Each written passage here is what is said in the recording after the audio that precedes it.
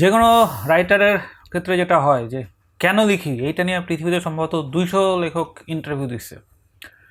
ফলে যেটা হয়েছে যে ব্যাপারটা আমার কাছে এক পর্যায়ে গতানুগতিক লাগা শুরু হয়েছে, আর তো এখানে নতুন কিছু নাই। সো আমার মনে হইলো যে কেন লিখির চাইতে কিভাবে লিখি এইটা আসলে খুবই একটা ক্রুশাল এবং ক্রিটিক্যাল জিজ্ঞাসা। কারণ হচ্ছে যে একজন রাইটার আসলে যেভাবে পুরো জিনিসটা করে মানে কমপ্লিট করে, একই জিনিস হয়তো অন্য রাইটার অন্যভাবে দেখে। সো এই কীভাবে আসলে দুইটা কম্পোনেন্ট আছে, একটা হচ্ছে যে যখন তার হচ্ছে এই ক্রাফটম্যানশিপের যে অংশটা সেইটা সে কীভাবে প্রসেস করে, আর একটা হচ্ছে যে এই যেসব দেশে আসলে শিল্প সাহিত্য বা সৃজনশীলতার ক্ষেত্রে অনগ্রসর, সেই সব দেশের এই যে সামাজিক কাঠামো সেইখানে একজন রাইটার কীভাবে লেখে সেটাও একটা খুব গুরুত্বপূর্ণ ব্যাপার। ফলে এই কীভাবে কীভাবে আসলে দুইটা পার্সপেক্টিভ মিন করে। তো এই জন্য আমার মনে হলো যে কিভাবে লিখি এই প্রশ্ন তো আমার কেউ কোনো দিন করবে না, কিন্তু আমি নিজে থেকে একটা উদ্যোগ নিলে কেমন হয়। যেহেতু নামের সাথে মাহফুজ আছে এবং এটিএন বাংলা মাহফুজুর রহমান নিজের চ্যানেলে নিজেই গান বাজনা করে, অনন্ত যদি নিজের সিনেমাতে নিজেই নায়ক থাকে, বাবুল শো করতেছি 1 বছর ধরে, হোয়াই নট আমি কিভাবে লিখি এটা নিয়ে একটা শো করি। এটার পেছনে ইন্ধন দিল হচ্ছে আশিক জামান বলে একটা ছেলে। এই ছেলে 2019 সালে আমার কাছে আসছিল, ওর ক্যারেক্টার অ্যানালাইসিস করছিল উচ্চ মূল্যের বিনিময়ে, এবং তারপরে যেটা হয়েছিল যে আমি তাকে কিছু টাস্ক দিতাম রেগুলার। গত কয়েক সপ্তাহ আগে হঠাৎ করে শ্যামলী রিং রোড রাতের বেলা আমি দাঁড়ায় আছি, একটা ছেলে এসে বললো, আপনি হিমালয় ভাই না? তো আমি ছেলেটাকে চিনতে পারলাম। তো সেই ছেলের সাথে চা খেতে খেতে আমাকে এসে বললো যে ভাই, আমি যখন ব্যাংক থেকে অফিসে যাই বাবুল রেশোর পডকাস্ট শুনতে শুনতে যাই। সো আপনি ডিটাচমেন্ট টু ডিপার্চার যে পডকাস্টটা করছিলেন ওখানে খুব ডিপ ফিলোসফিক্যাল আলাপ ছিল, কিছু কিছু এপিসোড আপনি নিজেও তো আসতে পারেন। আমার মনে হলো যে এই যে একটা সুযোগ, কেউ একজন তো আমাকে বলছে আপনি কিছু বলেন, এইটাকে বাহানা বানিয়ে আবার বসে পড়ি। সেইখান থেকেই মূলত আজকে এই কীভাবে লিখে একটা টপিক বাছাই করা। কিন্তু সমস্যাটা হচ্ছে যে আমরা প্রশ্ন করবে কে? প্রশ্ন করার জন্য তো উপযুক্ত লোক আসলে কোথাও খুঁজে পাই না, যাদের পাই তারা আবার ক্যামেরার সামনে আসতে চায় না। তো সেই মুহূর্তে আমার মনে পড়লো হচ্ছে তানভীর সিরাজন্তুর কথা। তানভীর সিরাজন্তু একজন উচ্চ বেতনের ইঞ্জিনিয়ার, আমার ভার্সিটির জুনিয়র। সেটা বড় কথা না, বড় কথা হচ্ছে যে এই বছর তার কী যেন একটা নেশা চাপছে, সে আমার রং প্যাথি বইটা নিজ উদ্যোগে ট্রান্সলেট করতেছে। সম্ভবত এই বই থেকে সে কিছু অর্থ হাতায় নিবে। তো যাই হোক, নিক, সেটা ব্যাপার না। তো রং প্যাথি যখন সে ট্রান্সলেট করছে, এবং আমি তখন জানতে পারলাম সে শুধু রং প্যাথি না, সে আমার মৌনতা ক্লাব পড়ছে, তারপরে সিগনেচার স্মরণ পড়ছে। অর্থাৎ আমার লেখালেখি ব্যাপারে তার কিছুটা জানাশোনা আছে। তো যেহেতু অনুবাদ করার সময় ওর অনুমতি নেয় নাই, এই সুযোগে ভাবলাম যে অনুমতির বাহানায় তাকে নিয়ে আসি। কিন্তু সে এত প্রশ্ন পাবে কোথায়? পরে তাকে বললাম যে তুমি আসো, মোবাইলে প্রশ্ন লিখাই নো, দরকার বোধ সেখান থেকেই না হয় করো, কিন্তু আমার মাহফুজুর রহমানের মতো আমার একটা শো করা দরকার। সেখান থেকেই মূলত এই তানভীর সিরাজন্তু এবং আমি এই আজকে এই বাবুলের সাথে বসলাম কীভাবে লিখি। দেখা যাক যে আমার এই কীভাবে লিখি এই আলোচনা কোনো মিনিং বহন করে, নাকি এটা শুধুমাত্র ওই যে আশিক জামান যে বাসে যেতে যেতে পডকাস্ট শুনে তার জন্যই গুরুত্বপূর্ণ। হটেভার, মহাকালের এই প্রেক্ষাপটে এগুলো কিছুই শেষ পর্যন্ত গুরুত্বপূর্ণ না, কিন্তু যেহেতু একটা শখ হয়েছে, শখ পূরণ করা যাক। তো এই জন্য আজকে আমি এই পাশে, আর তানভীর সিরাজন্তু সে হচ্ছে ওই পাশে। শেষ পর্যন্ত আলাপটা যেখানে শেষ হয় তারপর দেখা যাবে। ঠিক আছে ভাই, অনেক বড় একটা ইন্ট্রোডাকশন দিলেন, কথা বলার সুযোগ পাইছি একটা। আচ্ছা ঠিক আছে। না ভাই, আমি ধরে নিয়েছিলাম যে আপনি বোধহয় নিজেকে যেহেতু ইন্ট্রোভার্ট বা এই টাইপের দাবি করেন, কিন্তু এই বাবল রেশিও শুরু হওয়ার পর আমি ফিল করছি যে আপনি প্রচুর কথা বলতে পারেন। ও না না, ইন্ট্রোভার্ট তো, ইন্ট্রোভার্ট হলে এত মানুষের ইন্টারভিউ করি কিভাবে? আমি হচ্ছে 1-to-1 আলাপে অনেক এক্সপার্ট, আচ্ছা, খুবই স্কিল্ড। কিন্তু যেটা হয়, আমাকে যদি তুমি একটা বড় আসরে নিয়ে আসো, সেইখানে আমি হচ্ছে একদম কর্নার বসে সবাইকে অবজার্ভ করবো, সেখানে আমি হয়তো করবো না। আচ্ছা, মানে আপনি হল রুমের সামনে গিয়ে যে মাইক হাতে নিয়ে কথা বলা সেটাতে না, কিন্তু 1-to-1 আলাপে তো আমি মোটামুটি তোমার সাথে 47 ঘন্টা আলাপ করবো, মনে হয় না ক্লান্ত হবো। না ঠিক আছে, বুঝতে পারছি। তো এবং বেশ বড় একটা নেটওয়ার্ক আপনি তো মেনটেন করেন, হিউজ, এবং সেইখানে হচ্ছে ছাত্র, এই ইঞ্জিনিয়ার, ডাক্তার, ব্যবসায়ী, বিশাল, মানে সাংবাদিক, লেখক, একটা বিশাল। না মানে এই আমার মনে হয় যে আমি এই লাইনে যে পরিমাণ এফোর্ট দেই, কারণ আমার তো বেসিক্যালি কোনো লাইফ নাই, বেসিক্যালি সংসার লাইফ, পার্সোনাল লাইফ, কোনো কিছুই নাই, সারাক্ষণ তো এগুলো নাই থাকে। সেই অনুপাতে তো আসলে এটা এমন কোনো বিগ স্কিল না। মানে আমি কয়েকদিন আগে কোনো চিন্তা ভাবনা ছাড়াই হচ্ছে লিস্ট করা শুরু করলাম কাদের মনে পড়ে, মাত্র 217 জন মনে করছে। এটা মিনিমাম 617 হলে বোঝাচ্ছিল যে লাইন ঠিক আছে। না ঠিক আছে। তো ভাই আপনার যেটা বললেন যে আপনার সাথে আমার প্রথম, আমি আপনার একটা ফেসবুকে লেখা পড়ছিলাম, আপনি কিন্তু আমার হলেই ছিলেন, যেহেতু 05 ব্যাচ, তুমি আমি 10 ব্যাচ। তুমি আমি একই সময় হলে ছিলাম। ইন্টারসেক্টিং একটা টাইম থাকার কথা, হ্যাঁ, কারণ কমন টাইম ছিল, কারণ আমি এক্সট্রা 1 বছর হলে ছিলাম। তো আপনাকে বোধহয় আমি হলে দেখছি দু একবার, সেরকম যে খুব গুরুত্ব দিয়ে দেখা বা এরকম বা হ্যাঁ সেটাই হওয়ার কথা, কারণ ওই সময় হলে 500 ছেলে পেলে থাকতো, তো আমি 500-র মধ্যে 481 বা 487তম, এটা কোনো ব্যাপার না। আচ্ছা, তো আমি যেটা হচ্ছে ফেসবুকে আপনি সাকিব আল হাসানকে নিয়ে 2015 বা 16-র দিকে একটা লেখা লিখছিল, 17-র দিকে যাই হোক, সেই লেখাটা হিউজ লেভেলের ভাইরাল হয়েছে এবং মোটামুটি সবার ওয়ালে ওয়ালে লেখাটা ঘুরতেছিল। হ্যাঁ, ওই লেখা থেকেই নাজমুল আবেদিন ফাহিম স্যারের সাথে আমার ঘনিষ্ঠতা হয়েছিল, উনি এই লেখাটা পড়ে আমার সাথে যোগাযোগ করছিল। আপনার যদি আমি মনে করতে পারি ওইটাই বোধহয় আপনার লেখা, মানে কোনো প্রথম লেখা আমি ওটা পড়লাম, পড়ার পর আমি লেখা নিয়ে যেটা কমেন্ট করছিলাম যে লেখাটা তো খুব ইন্টারেস্টিং, এই লেখাটা তো আপনার কোথাও পাবলিশ করা উচিত। বেসিক্যালি আমি জানি না যে আপনি কে বা কি, এরকম কিছু একটা। সম্ভবত আপনি ওই কমেন্টের কোনো রিপ্লাই দেন নাই, মানে নর্মালি যেটা হয় যেরকম একটা কমেন্ট করলে নর্মালি দেখি তখনকার মানুষজন ইয়ে করে যে হ্যাঁ ধন্যবাদ, লেখা পড়ছেন, মানে এই টাইপের একটা টেন্ডেন্সি থাকে। আপনি দেখলাম কমেন্টটাকে খুব একটা পাত্তাই দেন নাই, এবং এরপরে আমি দেখলাম তামিম ইকবালকে নিয়ে তার কিছুদিন পরে একটা লেখা লিখছে, হ্যাঁ ইমপ্যাক্ট ফ্যাক্টর তামিম ইকবাল, হ্যাঁ এরকম কিছু লেখা, হ্যাঁ 17 থেকে 18 এই সময় বাংলাদেশ ক্রিকেটের স্টার যারা সবাইকে নিয়ে বিরাট বিরাট আর্টিকেল লিখছিলেন। মাশরাফিকে নিয়েও কিছুদিন পরে মাশরাফি, মুশফিক, রিয়াদ সবাইকে নিয়ে লিখছেন আর কি। যাই হোক, তো এই সূত্রেই আপনার লেখার সাথে পরিচয়। আপনি যে তখন বই লিখছেন বা অলরেডি অনেকগুলো বই পাবলিশড হয়ে গেছে এটা আমি জানি না। তো আপনি যেহেতু 05 ব্যাচ, আমার চেয়ে ধরেন একাডেমিক্যালি 5 বছরের সিনিয়র, তো সেই হিসেবে এটা কবে, আজ থেকে আরো 8 বছর আগে, তার মানে আপনি বেসিক্যালি তখন আমার এখন যে বয়স তার চেয়ে অনেক ছোট ছিলেন। হ্যাঁ ঠিক আছে, তখন 31, হ্যাঁ এরকম আর কি ছিলেন, ধরেন আমি এখন 32, তো তখন ছোট ছিলেন। তো আমি সেই জিনিসটাই রিয়ালাইজ করার চেষ্টা করতেছিলাম যে আসলে মানে একজন লেখক কিভাবে চিন্তা করে, বেসিক্যালি মানে কিভাবে ডিফারেন্ট, মানে অন্যদের চেয়ে কিভাবে ডিফারেন্ট, এই জিনিসটা আমাকে প্রায়ই হতো যে একটা বই পাবলিশ হয়ে যাচ্ছে, বই জিনিসটা আসলে কিভাবে সম্ভব, 200 পেজ মানুষ লেখে কিভাবে, মানে পরীক্ষার খাতা ভরাই তো অনেকে, এরকম একটা বিষয়। তো সেই দিক থেকে তখন মানে আপনার সাথে কোনো না কোনোভাবে আমি ওই মেসেঞ্জারে বোধহয় একবার নক দিলাম, হোয়াটসঅ্যাপে কথাবার্তা, এরকম একটা অবস্থা। তখন আমি হোয়াটসঅ্যাপ ব্যবহার করতাম না, তাহলে বোধহয় মেসেঞ্জারে মনে হয় নক দিছি, কথা বলছি। কিন্তু আর প্রশ্নটা কি, আমি একটু জাস্ট একটু, আপনি যেহেতু লম্বা ইন্ট্রোডাকশন করলেন, আমি এই জন্য আমি একটু লম্বা ইন্ট্রোডাকশন করলাম। প্রশ্নটা হচ্ছে যে আপনি বেসিক্যালি মানে প্রথম বইটা কত বছর বয়সে পাবলিশ করছেন? আমার প্রথম বই বের হওয়ার কথা ছিল অনুবাদ, মিলান কুন্দ্রার the unbearable lightness of being. আচ্ছা, সেটা হচ্ছে 2009-এ আমি অনুবাদ করছিলাম, তখন আই ওয়াজ অনলি 22, এবং ইংলিশে খুবই আনাড়ি ছিলাম, এখনকার চেয়ে আনাড়ি। ফলে বইটা যদি কেউ মূলটা না পড়ে তাহলে বইটা ঠিক আছে, কিন্তু যদি কেউ মূলটা পড়ে তাহলে দেখবে যে আসলে বেশ কিছু জায়গায় ভুল অনুবাদ করছিলাম। মানে এসেন্সে মানে ভুল, মানে ওই লেখক যেভাবে বোঝাতে চাইছেন আপনি হয়তো একটু অন্যভাবে চলে গেছেন। হ্যাঁ, মানে আমি ভুল অনুবাদ করছি, এটা হচ্ছে ইংলিশ না জানা। 22 বছর বয়সে, তার মানে আপনি তখন বুয়েটের 3rd ইয়ারে পড়েন। হ্যাঁ, 3-1 তখন পড়তেছেন আর কি। মানে হঠাৎ করে আপনার অনুবাদের দিকে ঝোঁকটা চাপছিল কেন? তুমি তো আমার প্রথাগত ইন্টারভিউ করতেছো, পডকাস্ট হইতেছে না, পডকাস্ট সমস্যা নাই, আপনি কথা বলেন।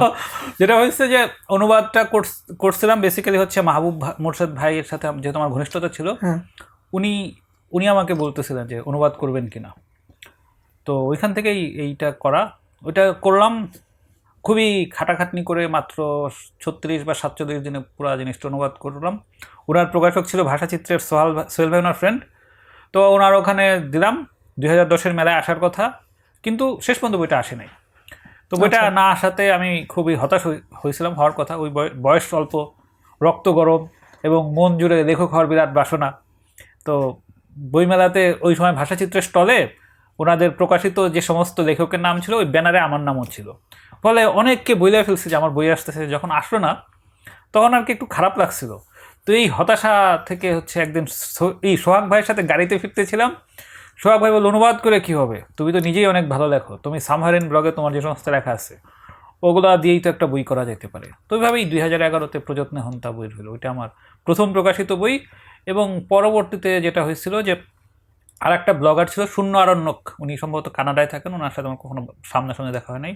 উনি আমাকে বললেন যে মিলান কুন্ডেরার এই বইটা তো সন্দেশ প্রকাশনী করতেছে, আপনি করতে পারেন চাইলে। তো পরে ওই যেটা আমার প্রথম বই হওয়ার কথা ছিল সেটা হয়ে গেলো দ্বিতীয় বই, এই আনবিয়ারেবল লাইটনেস অফ বিং। এটা সম্ভবত বাংলাদেশে মিলান কুন্ডেরার প্রথম অনুবাদ, কারণ মিলান কুন্ডেরার প্রথম যেটা অনুবাদ ছিল সেটা হচ্ছে ফাদ, সেটা সম্ভবত ইন্ডিয়া থেকে বের হয়েছিল, বাট বাংলাদেশে এইটাই সম্ভবত প্রথম, এবং এই বইটারই এটা প্রথম অনুবাদ এই দুই কলকাতা মিলে।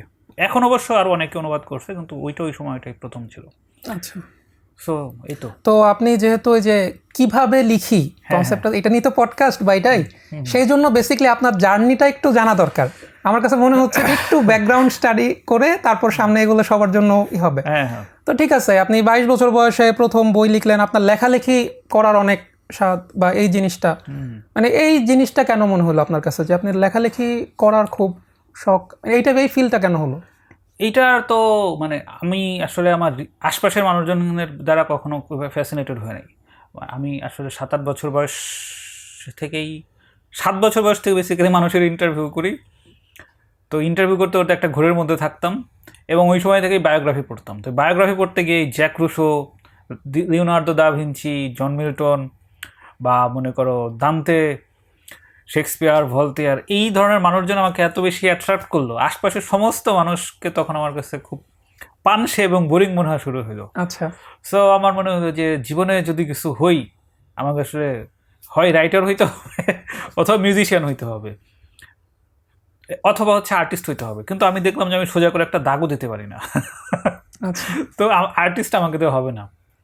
বাকি থাকলো হচ্ছে গান গাওয়া, গলা ভালো না এবং খুব লাজুক, সো মানুষের সামনে গান গাইতে পারবো এটা হইতেই পারে না। বাকি থাকলো লিরিক লেখা মানে তো শেষ পর্যন্ত সেই ওই লেখালেখিতেই যাইতে হবে। সুতরাং যে এটা একটা নিয়তি ছিল যে আমাকে রাইটারই হইতে হবে, আর কোনো অপশন ছিল না। এবং ওই যে বললাম যে এই এত অল্প বয়সে এইসব বই পড়ে আমি ধকল হয়তো নিতে পারি না, ফলে আমি ডিলুশনাল হয়ে গেলাম। আমি মনে করো মাইকেল মধুসূদন দত্তের সাথে কথা বলি, জ্যাক রুসোর সাথে কথা আমি বলি। এই জিনিসটা জানতে চাচ্ছিলাম যে দান্তে বা ভলতেয়ার বা এদের সাথে কি আপনি এরকম কথা বলেন, এরকম কোন সিনারি আপনার হচ্ছে? কথা সবার সাথে বলি না, কথা বলি বেসিক্যালি মাইকেল মধুসূদনের সাথে। আর ইন্ডিয়া যাওয়ার পর থেকে এখন জ্যাক রুসোর সাথেও কথা হচ্ছে, সবার সাথে কথা হয় না। আচ্ছা আচ্ছা, কথা হওয়া বলতে ধরেন আমি তো আমজনতা, এই পানসে লোকের একজন, আমি আপনার জায়গা থেকে বোঝার চেষ্টা করছি। কথা বলা বলতে কি আপনি ওই যে সিনেমায় যেরকম দেখায় একটা ক্যারেক্টার আসতেছে, সামনে আসতেছে, শব্দটা তো আপনি কি তার ফিজিক্যালি দেখেন, দেখে কথা বলেন? না না, ফিল করেন। ফিল করে কি কনভারসেশনের দুইটা পোর্শনে কি আপনি কথা বলেন? যেহেতু মাথার ভেতরে হয়, এমন তো না যে আমি তোমার সাথে ই করতেছি, মানে এই মাথার ভেতরে তো দুইটাই আমার রোল প্লে করতে হয়, but I can clearly feel যে এই কথাগুলো সে বলছে। আচ্ছা, তো সেটা ইমাজিনেশন থেকে হয় আসলে। তা আপনার এইটাকে আমি এই পুরো জিনিসটাকে হচ্ছে সেলফ হ্যালুসিনেশন, মানে আমি যেটা চিন্তা করি সেটা আমি হ্যালুসিনেট করতে পারি। আপনার ক্রিকেট বিষয়ক লেখাগুলো পড়ার শুরুতে আমি ঠিক এই ফিলটা পাচ্ছিলাম। ধরেন আপনি লিখতেছেন যে সাকিব আল হাসান এইটা চিন্তা করতেছে, এইটা ক্রিকেট বোর্ডের কর্তারা বুঝতেছে না, এটা এইভাবে হচ্ছে ওইভাবে হচ্ছে। মনে হচ্ছে যে সাকিব আল হাসান একটা ফিকশনাল ক্যারেক্টার, আপনি সাকিবকে ও কি চিন্তা করতেছে আপনি এটা দেখতেছেন, আবার ওই দিক থেকে ক্রিকেট বোর্ডের জালাল ইউনুসকে চিন্তা করতেছে সেটা দেখতেছেন, পাপনকে চিন্তা করতেছে দেখতেছেন। মানে এই জিনিসটা আপনি এইভাবে কি মানে প্রেজেন্ট করেন যে মনে হচ্ছে যে আপনি মানে সাকিবের সাথে একটা কনভারসেশন, ক্যারেক্টারগুলোর সাথে কনভারসেশন, রিটনেরটা তো মানে আরো বেশি প্রাণবন্ত মানে হয়। এটা আসলে মানে পাঠক মাত্র ধরে নিবে যে এটা বোধহয় একটা মানে রিয়েল লাইফ কোনো স্টোরি পড়তেছে বা এরকম কিছু। বেসিক্যালি আমি জানি যে ওইটার সাথে আপনার কোনো পার্সোনাল কানেকশনই নেই। আপনি তো কনফিডেন্টলি এটা কিভাবে লেখেন? কনফিডেন্টলি লিখি বলতে আমি তো সব সময় বলি এগুলো অনুমান বশত লেখা, অনুমান কিন্তু সব সময় থাকে। আচ্ছা, তুমি খেয়াল করছো কিনা জানি না। সো অনুমান বশত বলা এটা তো মানে টেকনিক্যালি কারেক্ট থাকার জন্য, বাট আমি তো বললাম যে আমি তো হ্যালুসিনেট করে ক্রিয়েট করতে পারি। আচ্ছা, এটা এই সেই বাল্যকাল থেকে যখন আমি এই Jacques Rousseau, Hans Christian Andersen, Jules Verne, বিশেষ করে জুল ভার্নের বইতে জুল ভার্নের বায়োগ্রাফি যখন পড়ছিলাম, ওইখানে জুল ভার্নের উপরে ইন্ট্রো ছিল যে লোক সারা জীবন কাটাইছে চিলেকোঠার একটা ঘরে বসে, কিন্তু তার উপন্যাসের নায়করা কখনো সাবমেরিন, কখনো আকাশ, 80 দিনে বিশ্বভ্রমণ করতেছে। সো আমার তখন মনে হচ্ছে যে জুল ভার্ন যদি এরকম কল্পনা করতে পারে, হোয়াই নট মি?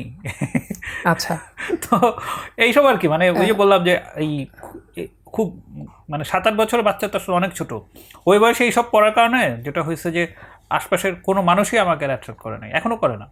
আচ্ছা, তো ঠিক আছে, আপনি এই কথাটা প্রায়ই বলেন যে আপনি আসলে কারোরই ফ্যান না, মানে এরকম একটা ব্যাপার বলেন, ফাইন। কিন্তু এই জায়গাতে আপনি যে স্টোরিটা ক্রিয়েট করতেছেন সাকিব আল হাসানকে নিয়ে, তামিম ইকবালকে নিয়ে, আমি এই জায়গাতেই থাকতেছি, ওইটা বোঝাতে সুবিধা হবে এই জন্য।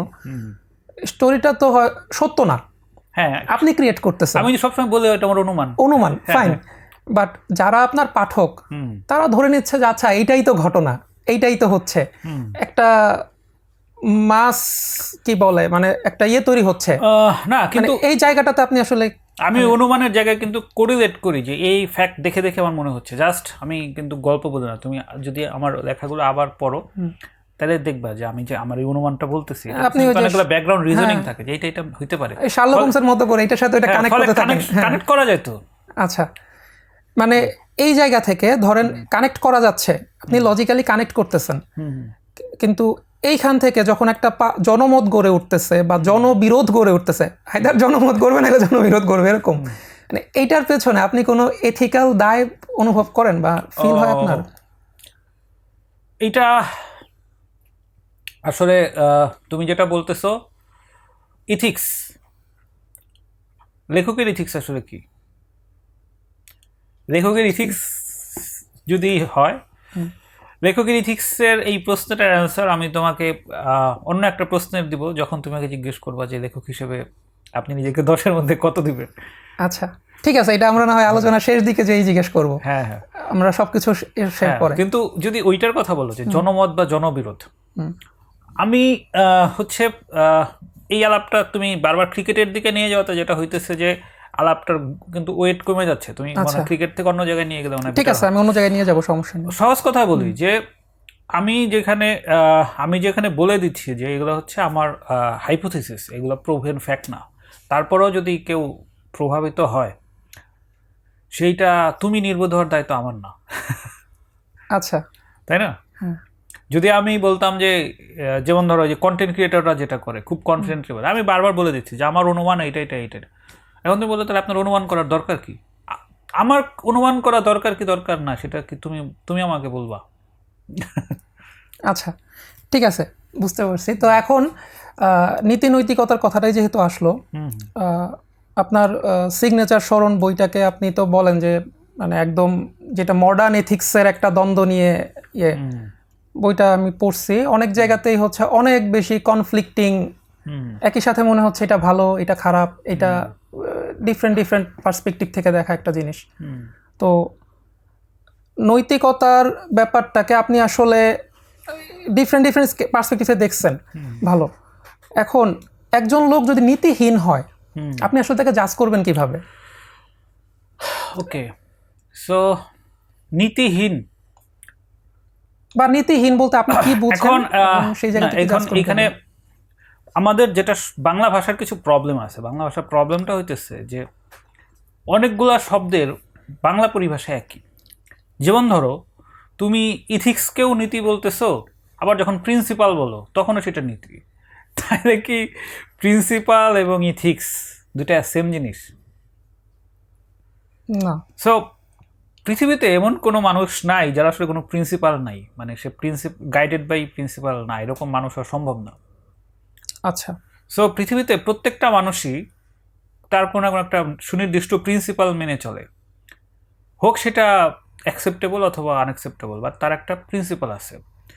সো যেটা হয়, সে যদি কাউকে খুনও করে তার প্রিন্সিপাল দিয়ে জিনিসটা কেমন একটা ডিফেন্স মেকানিজমে বানায় ফেলে, তখন মনে হয় যে এই মুহূর্তে খুন করাটাই ছিল হচ্ছে তার সবচেয়ে নৈতিক দায়িত্ব। আচ্ছা, কোনো মানুষ কিন্তু খারাপ মানসিকতা নিয়ে খারাপ প্রিন্সিপাল দিয়ে খারাপ কাজ করা সম্ভব না। মনে করো যে যারা হচ্ছে এই যে করে কি বলে স্ক্যাম করে বড় বড়, যে আমি ব্যাংক থেকে 500 কোটি টাকা মারা দিব। সো তার প্রিন্সিপাল হচ্ছে যে আমি তো অনেক ব্রিলিয়ান্ট, আমি আমার ব্রিলিয়ান্স দিয়ে যদি আমি এই এত মানুষকে ধোকা দিতে পারি, তুমি ধোকা খাইছো, তুমি বকছো, সেটার দায় আমার কেন হবে? তখন কিন্তু তার প্রিন্সিপালের সাথে মনে হবে আসলেই তো এরকম একজন টপ ব্রিলিয়ান্ট মানুষ, সে তোমাকে কথা দিয়ে আউটস্পার্ট করছে, সেটা তো আমার বকচুদগিরি, তার তো দোষ না। তো সেক্ষেত্রে ঠিক আছে, আপনি প্রিন্সিপালের কথা বলেন, এথিক্সের জায়গাটা কিভাবে ব্যাখ্যা করবেন? এথিক্স তো আসলে ডিপেন্ড করতেছে হচ্ছে যে একটা সোসাইটি কিভাবে চলতেছে, মানে এথিক্স অলওয়েজ হচ্ছে একটা সংখ্যাগরিষ্ঠর মতামতের ভিত্তিতে হয়। মনে করো যে সংখ্যাগরিষ্ঠ মানুষ কি বলে, সংখ্যাগরিষ্ঠ মানুষ বলে যে তোমার প্রতিবেশীর হক নষ্ট করা যাবে না, তোমার যে লাভ পার্টনার তার ব্যাপারে লয়াল থাকতে হবে, তাই তো? এগুলো হচ্ছে তোমার ইথিক্যাল ভিউ। কিন্তু কোনো একটা সোসাইটি যদি বলে যে প্রতিবেশীর হক বলতে কিছু নাই, সার্ভাইভাল দ্য ফিটেস্ট, যে যার ক্ষমতা বেশি সেই থাকবে, যার ক্ষমতা কম সে গায়েব হয়ে যাবে, সেইটা হচ্ছে সেই সোসাইটির ইথিক্স। বা হচ্ছে যে তুমি যদি ভোলগা থেকে গঙ্গা বইটা পড়ো, সেখানে দেখবা যে পুত্র স্বামী, বাবা স্বামী, ভাই স্বামী, মানে সবার সাথেই সেক্স করা যাচ্ছে। সেইখানে তো আসলে সেইখানে লয়্যালটির জিনিসটা কীভাবে কাজ করে। So ethics over the time always change হয়, এবং ইথিক্স কিন্তু পজিশনের উপরেও ডিপেন্ড করে। যেমন আমি এই উদাহরণটা অনেক জায়গায় বলছি, আজকের পর থেকে আর বলবো না, এরপর হচ্ছে এই রেফারেন্সটা যেহেতু আজকে রেকর্ডেড হয়ে যাচ্ছে, এরপরে হচ্ছে বিভিন্ন এতে বলবো যে পডকাস্টে বলছিলাম। একজন রাজার এথিক্স আর তোমার আমার এথিক্স কিন্তু এক হবে না, তাই না? যেমন মনে করো যে যদি আমরা আওরঙ্গজেবের কেস বলি, আওরঙ্গজেব তার বাপ ভাই সবাই একদম ম্যাসাকার করছে না, কিন্তু সেই বাদশাহ আলমগীরকে নিয়ে তো কত গুণকীর্তি আছে, এবং সে প্রজাহিতে সে অনেক কাজ করছে। যদি সে না করতো, তাকে অন্য কেউ গায়েব করে দিত, আলটিমেটলি কি হয়, মানে শাসন ক্ষমতা যখন চেঞ্জ হয়, এক রাজা থেকে আর এক রাজা যখন চেঞ্জ হয়েছে, কীভাবে হয়েছে? রাজাটাকে উৎখাত করতে হয়েছে তো ভায়োলেন্সের মাধ্যমে। রাজাকে খুশি মনে কি বলছে, আজকে থেকে আমি আর ক্ষমতা নাই, মুঘল ডাইনেস্টি এখন থেকে ক্ষমতায় থাকবে, খুশি মনে তো ক্ষমতা হস্তান্তর হয় নাই। তার মানে কি, যে যখন তুমি শাসক হবা, শাসকের ইথিক্স হচ্ছে যে তোমার অপোনেন্টকে দৌড়ের উপরে রাখতে হবে, নাহলে তুমি নিজেই মার্কেট আউট হয়ে যাবা। এক এলাকার ডন যখন নতুন আর একটা ডন আসে, ওই ডনকে খুন না করে কি আর একটা ডন আসে, তো তাহলে ডনের ইথিক্স কি, যে অন্য কোনো ডন যাতে ঘুরে না উঠতে পারে, এই জন্য পটেনশিয়াল ডন চিহ্নিত করা মাত্র তাকে গায়েব করে দিতে হবে। আচ্ছা, তো আপনি কি কথাটা এইভাবে ঘুরাই বলতেছেন যে ইতিহাস বিজয়ীরা লেখে না লেখে, আমি বলবো কি ইথিক্স বিজয়ীরা লেখে, সেটা কিভাবে বলা যায়? না, ইথিক্স বিজয়ীরা লেখে না। এই যে বললাম যে ইথিক্স ক্ষমতাবানের জন্য এক ধরনের ইথিক্স, ক্ষমতাহীনের জন্য এক ধরনের ইথিক্স। ক্ষমতাহীনের ইথিক্স হচ্ছে যে এই যে ক্ষমতাহীন কোনো না কোনো গডফাদারের আন্ডারে থেকে সে তার একটা জীবনযাপন করবে, সো সেই জন্য গডফাদার তাকে যে সমস্ত নিয়ম নীতি দিচ্ছে তার অনুচরদের দ্বারা, সেগুলো পালন করতে হবে। আচ্ছা, তো এই জন্য বললাম যে ইথিক্স একটা সংখ্যাগরিষ্ঠের মতামত, তো সংখ্যাগরিষ্ঠ যেটা ফলো করতেছে সেইটাই যে আলটিমেটলি তোমার জীবনে তোমাকে তোমার গোল অ্যাচিভ করতে হেল্প করবে, সেটা সবসময় সত্য নাও হইতে পারে। আচ্ছা, তো এই যে এটা দেখতে হবে যে আমি কি হইতে চাই, আমি কি হইতে চাই, আমি কোন মানুষটা হইতে চাই, এইটা খুব আর্লি যে বুঝতে পারাটা খুব গুরুত্বপূর্ণ। তারপর হচ্ছে আমার পূর্বসূরি কারা ছিল, সো তাদের লাইফস্টাইল অ্যানালাইসিস করতে হবে। মনে করো তুমি হইতে চাও ইঞ্জিনিয়ার, আমার সাথে তোমার আড্ডার সম্পর্ক হইতে পারে, তুমি আমার দ্বারা এনার্জাইজড হইতে পারো, কিন্তু তুমি যদি আমার দ্বারা ইনফ্লুয়েসড হও, তাহলে তুমি কোনোদিনই সেই ইঞ্জিনিয়ারটা হইতে পারবে না যে ইঞ্জিনিয়ারটা তুমি হইতে চাইছিলা। তোমার অন্তত সেরকম 50 জন ইঞ্জিনিয়ার পরিচিত থাকতে হবে যারা তাদের লাইফে সাকসেসফুল হয়েছে, তাদের মাধ্যমে তোর ইনফ্লুয়েসড হইতে হবে। এখন তাদের প্রিন্সিপাল, তাদের ইথিক্স, সেইগুলো দেখলে তাহলে তুমি বুঝতে পারবা যে আসলে কোনটা তোমার হচ্ছে সহি পথ, সেই পথে তোমার যাইতে হবে। আচ্ছা, কিন্তু তুমি মনে করো যে হিমালয় ভাইয়ের বই পড়ছি, হিমালয় ভাইয়ের এটা করতে হবে, তাহলে তুমি গোল্লাই গেছো, কারণ তুমি তো রাইটার হওয়া তোমার স্বপ্ন না। আচ্ছা, বুঝতে পারছো? হ্যাঁ, ঠিক আছে। তো ভাই এই যে একটা জিনিস বললেন যে গডফাদার বা রাজা বা টপ ক্যারেক্টার, লেখকদের মধ্যেও তো এরকম গডফাদার আছে। আছে তো। লাইক আমি যদি বাংলা ভাষায় রবি ঠাকুরের কথা বলি, মানে কাইন্ড অফ একটা গডের জায়গায় তাকে বসায় রাখছে। বাংলা ভাষায় রবি ঠাকুর ছাড়া রবি ঠাকুরকে কিছু বলা মানে ব্লাসফেমি, এরকম একটা অবস্থা মোস্ট অফ দ্য কেসে। তো আপনার কি এরকম গডফাদার হওয়ার ইচ্ছে আছে লেখক সমাজে, বা কাউকে গডফাদার মানেন, বা নিজের হওয়ার ইচ্ছা আছে কিনা? ঘোষণা দিয়ে কেউ গডফাদার হয় না, মানে রবীন্দ্রনাথ ঠাকুর এরকম হবে এটা নিশ্চয়ই রবীন্দ্রনাথ ঠাকুর জানতো না। রবীন্দ্রনাথ ঠাকুর তার মতো করে কাজ করে গেছে। আচ্ছা, সো এটা হচ্ছে ডিপেন্ড করতেছে যে তোমার লেখা পড়ে অন্য কেউ এরকম হইতে চায় কিনা। আমার তো আছে, আমি তো ওই যে বললাম ছোটোবেলা থেকে তো আমি এই যে Michael Madhusudan, John Milton, Nietzsche, তারপরে হ্যান্স ক্রিস্টিয়ান অ্যান্ডারসন, তারপরে Jacques Rousseau, Dante, Virgil, Homer, এদের সবাই দ্বারাই তো আমি অনেক প্রভাবিত হয়েছি, বা মিলান কুন্ডেরা। কিন্তু মানে শেষ পর্যন্ত আমাকে চার্ম দেয় শেষ পর্যন্ত মাইকেল মধুসূদন, জ্যাক রুসো বা দান্তে, এরাই। আমার এই যে ডিটাচমেন্ট টু ডিপার্চারে তো আসলে Jacques Rousseau, Dante, John Milton, Michael Madhusudan নিয়ে বিরাট বিরাট আর্টিকেল আছে। ইভেন রবীন্দ্রনাথ ঠাকুরকে নিয়েও অনেক কথা আছে। মানে কেন রবীন্দ্রনাথ আমাকে ইন্সপায়ার করতে পারে নাই? রবীন্দ্রনাথ ঠাকুর আসলে অনেক বেশি অর্গানাইজড, আমি তো অর্গানাইজড না, ফলে আসলে তার সাথে আমার ওই চিন্তার ওয়েভলেন্থটা ম্যাচ করে না। আচ্ছা, তো এই যে ইসের কথা বলতেছেন, কি বলে, লেখালেখির পেছনে তার মানে গডফাদার হওয়ার যে একটা মানে ইচ্ছা বা এই ব্যাপারটা, এটা হওয়ার জন্য বেসিক্যালি কি লাগছে, অনেক একটা বড় পাঠক শ্রেণী লাগতেছে।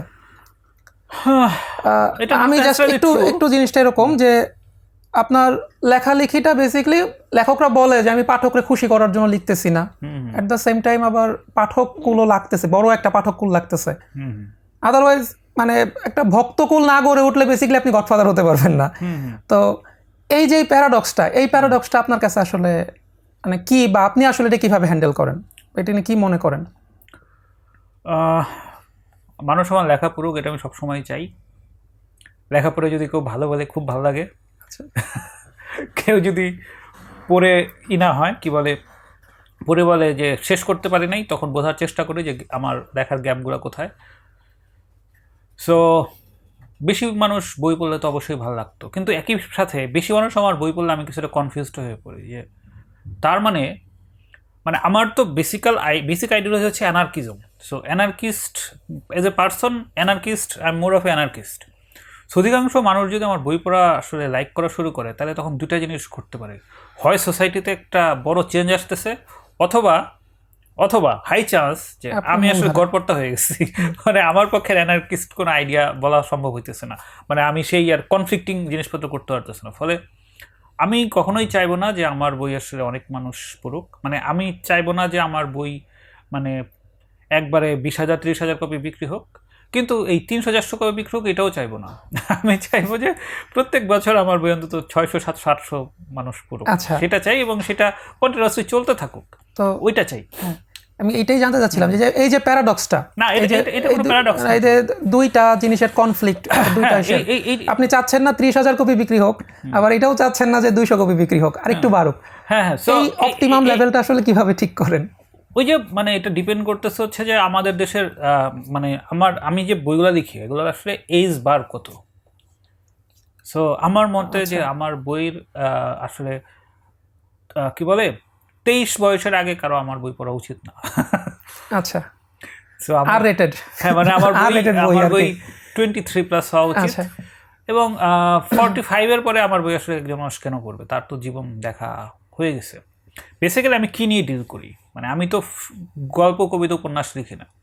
আমি যে জনরায় লেখালেখি করি এই জনরায় তো আসলে খুব কম রাইটারই লেখে, বাংলাদেশে কেউ লেখে কিনা আমি জানি না, গ্লোবালি কয়েকজন রাইটার লেখে। এটা না ফিকশন না নন ফিকশন, তুমি এটা কোন ক্যাটাগরিতে ফেলবা? এবং যে প্রক্রিয়ায় আমি জিনিসগুলো কালেক্ট করি, সারা দিন রাত ওই জিনিসপত্র কালেক্ট করতেছি, সিনথেসিস করতেছি, প্রসেস করতেছি, এবং আরও কত অপ্রকাশিত কাজ করতেছি যেগুলো সোসাইটি অ্যাকসেপ্টেবল না। তো এই পুরো জার্নিটা তো আসলে খুব ডিফিকাল্ট। এটা মনে করো একটা ইয়াং ছেলে নিতে পারবে কিনা আই এম নট শিওর। আবার ম্যাচুরিটি জিনিসটা কিন্তু বয়সের সাথেও সবসময় সম্পর্কযুক্ত না, দেখা গেলো যে অনেকেতেই আসছে। সো এই জন্য আমার মনে হয়েছে যে বাংলাদেশে যেহেতু এখনও সবচেয়ে বেশি সংখ্যক মানুষ ইয়াং, সেই জায়গা থেকে যদি হয়, মানে সেই জায়গা থেকে যদি মাত্র আমি যদি ধরি যে বাংলাদেশে বই পড়াশোনা করে এরকম মানুষ আছে কত, 20 লাখ মানুষ পড়ে, হ্যাঁ ওরকমই হবে। হ্যাঁ, এই 20 লাখের মধ্যে কিন্তু নানা ধরনের পড়ুয়া আছে।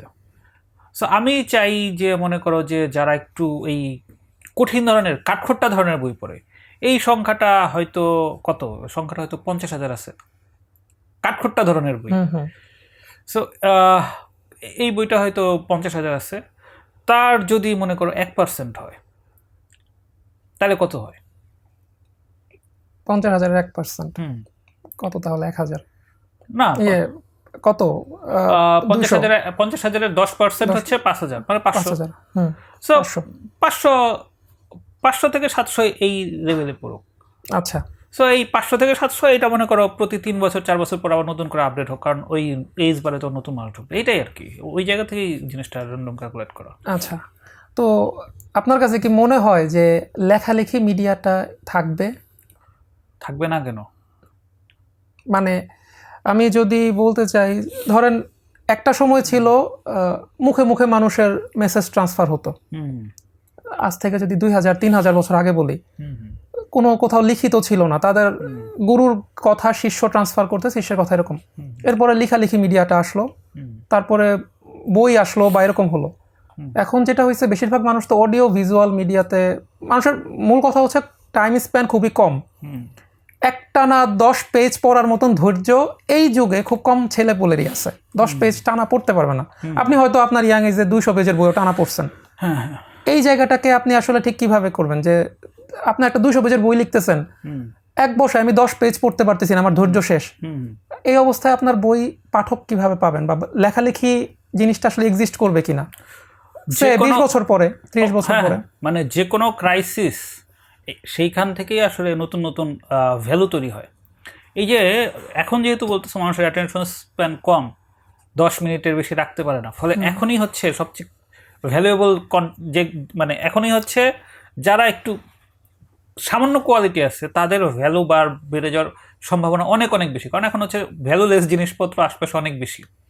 কিন্তু এটা যদি আরও 50 বছর আগে হইতো, তখন হচ্ছে সোসাইটিতে ভ্যালুর চর্চা ছিল, ফলে তখন কিন্তু কম্পিটিশন অনেক বেশি ছিল। তখন মনে করো যে আমি হিমালয় মতো মানুষ হয়তো আরও 10 জন ছিল, এখন হয়তো মানে ওই সময়ের 10 জনের রেসপেক্ট হয়তো আমি অনেক লোয়ার স্ট্যান্ডার্ডের, কিন্তু যেহেতু এখন আমি খালি মাঠে গোল দিচ্ছি, ফলে এখন আমার নজরে পড়ার সম্ভাবনা বেশি। আচ্ছা, ফলে তুমি যেটা বলতেছো যে এই যে অ্যাটেনশন স্প্যান কম, এইটা সেইটা, এতে যেটা হচ্ছে মানুষের আরও দ্রুত ফ্রাস্ট্রেশনের পরিমাণও বেড়ে যাচ্ছে। ফলে সোসাইটি, মানে ইন্টারনেট তো আসলে আমার মতে তো পৃথিবীর সবচেয়ে বড় বিপর্যয়।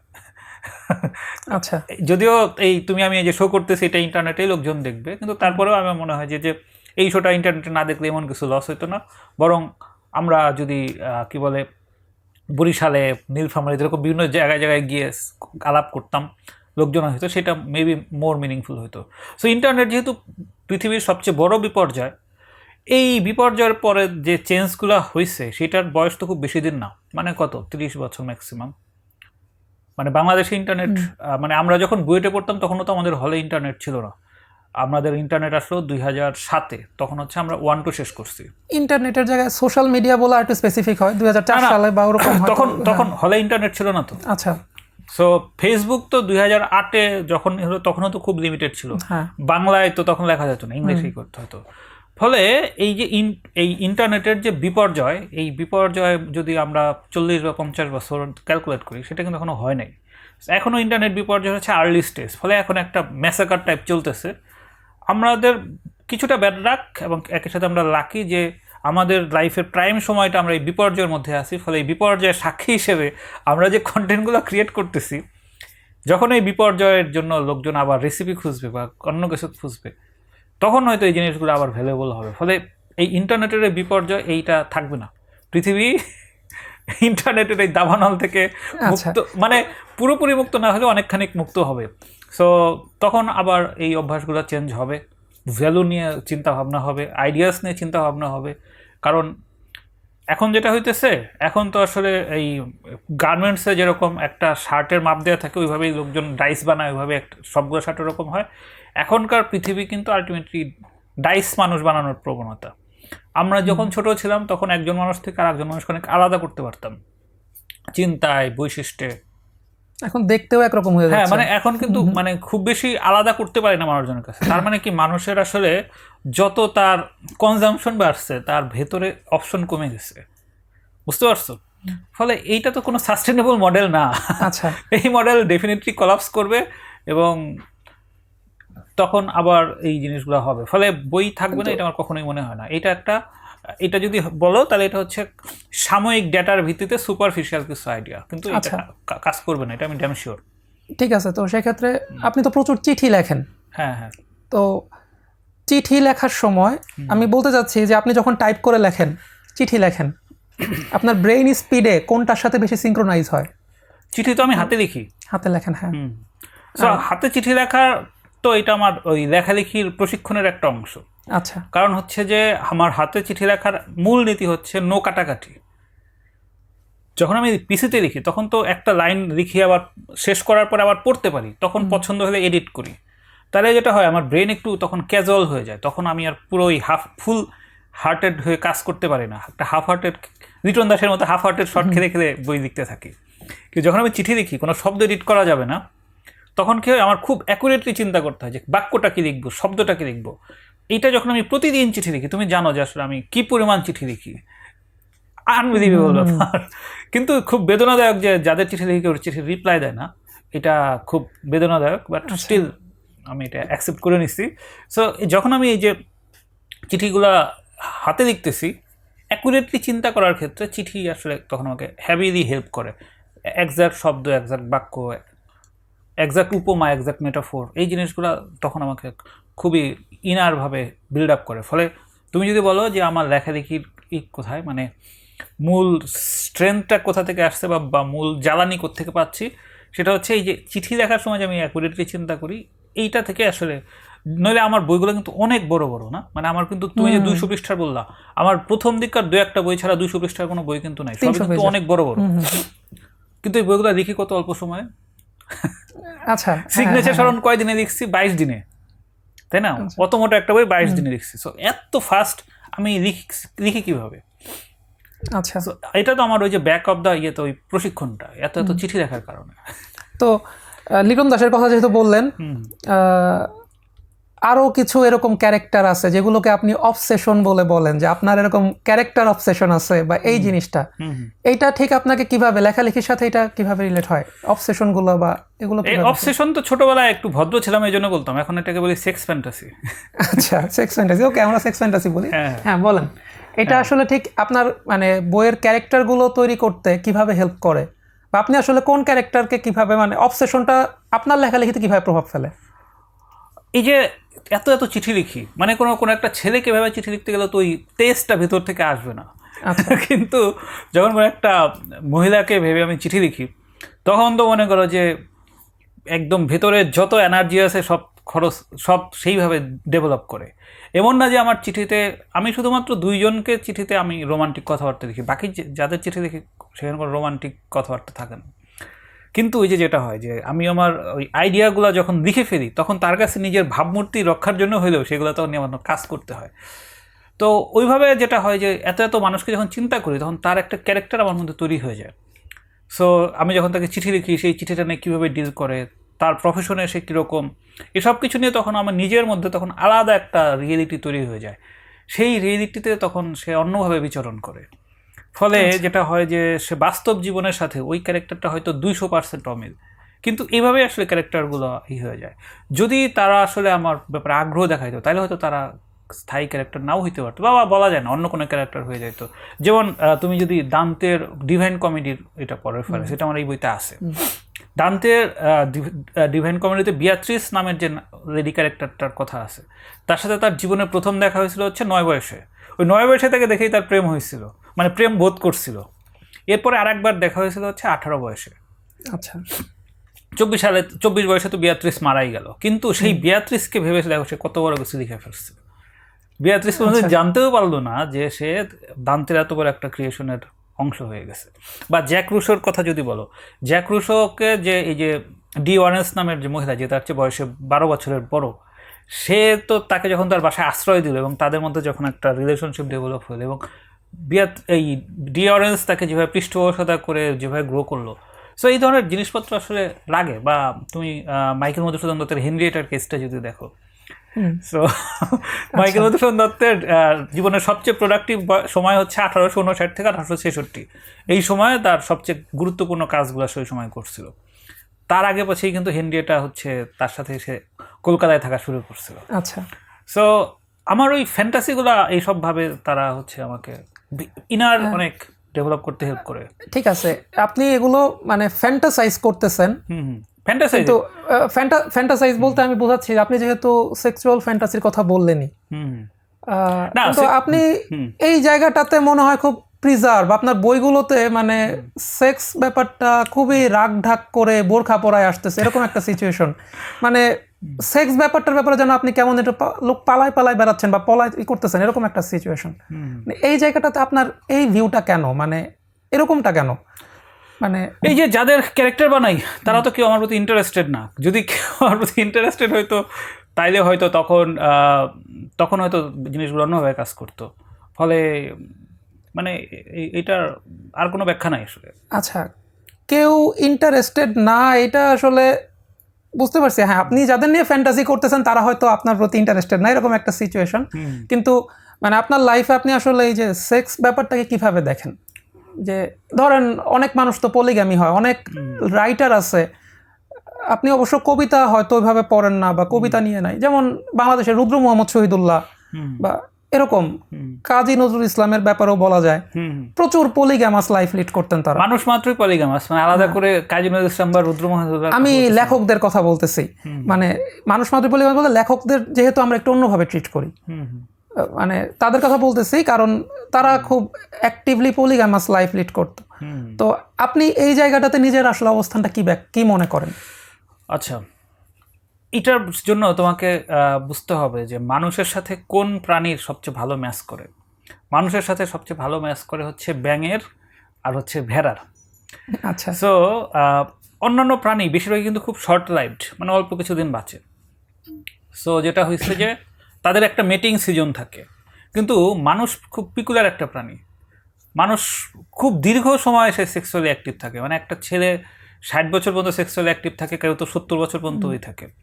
সো এই যে এত দীর্ঘদিন ধরে যে একটা সেক্স লাইফ এটা ক্যারি করার জন্য তো শুধুমাত্র এই জান্তব আচরণ যথেষ্ট না।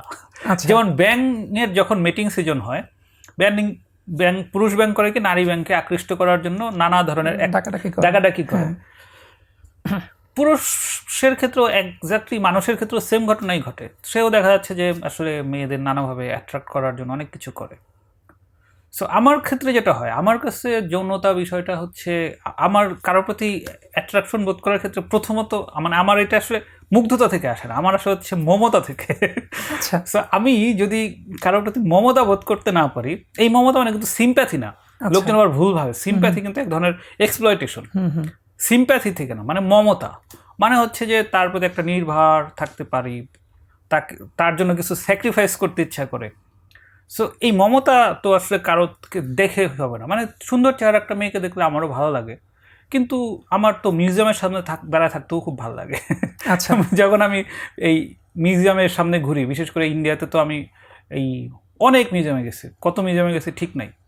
সো মিউজিয়াম আপনার কথা শুনে আমি আলিপুরে গেছিলাম। হ্যাঁ, তোমাকে তো বলছিলাম জায়গাটা খুব সুন্দর না, একটা অন্যরকম একটা তৈরি করে মিউজিয়ামের প্রতি একটা স্পেশাল অ্যাট্রাকশন। সো বলতে ওর একটা সুন্দর মেয়ে হচ্ছে মিউজিয়াম, আমার কাছে সুন্দর মেয়ে হচ্ছে মিউজিয়াম, কিন্তু সেটা মিউজিয়াম দেখবো, দেখে আর কিছুক্ষণ পর চলেও যাবো, সেটা কিন্তু আসলে তার স্মৃতি মাথায় থাকবে, কিন্তু আমি কিন্তু মিউজিয়ামে স্থায়ী থাকতে পারবো না, বা মিউজিয়ামের ভেতরে যে জিনিসপত্র আছে সেগুলোকে টাচ করতে পারবো না। সো মমতা আসলে কীভাবে তৈরি হয়? মমতা তৈরি হয় হচ্ছে তার ইনার কোয়ালিটি, তার সাথে কথা বলে কমফোর্ট ফিল করা, এবং তার লাইফের স্টোরি, যে স্টোরিটা আমার লেখালেখির জন্য করতে হবে। সো এই সমস্ত করতে গিয়ে যেটা হয় যে শেষ পর্যন্ত আমি আর ওই মমতা করতে গিয়ে দেখা যাচ্ছে বেশিরভাগই আমার তখন ছোট ভাই, বন্ধু, এইভাবে আবার শুরু করছে।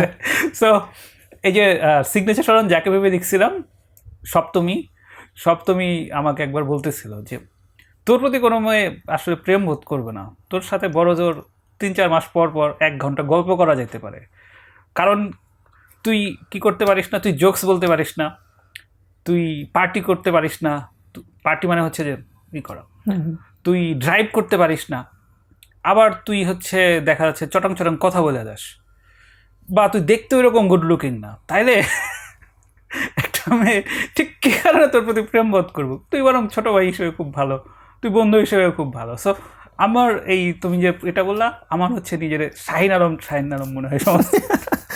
শাহিন আলম, বাংলা সিনেমা শাহিন আলম। হ্যাঁ, এই যে ভাই এই জিনিসটাই যে তার মানে কি আপনার কোনো বইতে কি আমরা কখনো এটা পাবো, বা এটা কোনো সম্ভাবনা আছে যে যৌনতাটা একটু বোরখার আড়াল থেকে সামনে আসবে?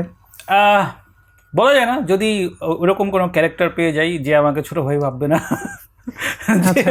যে মনে করো সপ্তমীর ওই সমস্ত ক্রাইটেরিয়ার বাইরেও যে মনে করো যে আমার লেখালেখিতে রিসোর্স কন্ট্রিবিউট করবে, হইতেও পারে বা নাও পারে। মানে জিনিসটা কি, আমি তো বললাম যে এই ব্যাঙের মেটিং আর মানুষের যৌনতা দুটো ঠিক এক না। আমার তো মমতা বোধ করতে হয়, সো মমতা ছাড়া তো আমি তো তোর ওই যে রবীন্দ্রনাথ ঠাকুরের একটা লাইন আছে যে এরা সুখের লাগে চাহি প্রেম, প্রেম মেলে না, শুধু সুখ চলে যায়।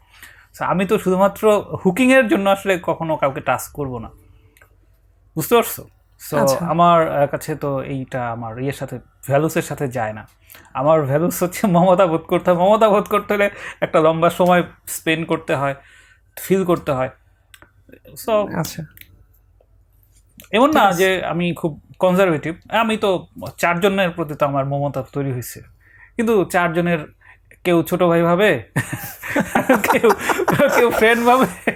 তো আমি তো সেখানে কি বলে, তুমি যদি আনফেইথফুল মুভিটা দেখো, আনফেইথফুল মুভি বা এই ধরনের যে জিনিসগুলোতেই একটু হচ্ছে আনএক্সেপ্টেবল বা সোজা বাংলায় পরকীয়া টাইপ প্রেম থাকে, সেখানে দেখবা যে শুরুতে যখন এদের মধ্যে একটা যৌনতা হয় সেখানে একটা ফোর্সফুল যৌনতা থাকে। মানে ছেলেটা হচ্ছে জোর করে, জোর করার পরে একটা যৌনতা হয়ে যায়। এরপরে দেখা যাচ্ছে যে ওইটা নিয়ে প্রথমে মেয়েটার মধ্যে খুব অনুশোচনাবোধ কাজ করে, এরপরে দেখা যায় কীভাবে যেন জিনিসটা ওয়ার্কআউট করে ফেলে। প্রত্যেকটা ফিল্ম আনফেইথফুল দেখো বা এটা, প্রত্যেকটা ফিল্মের প্রথম এটা হচ্ছে ছেলেটার ইনিশিয়েট করতে হয় এবং সেটা একটা ফোর্সফুলি থাকে।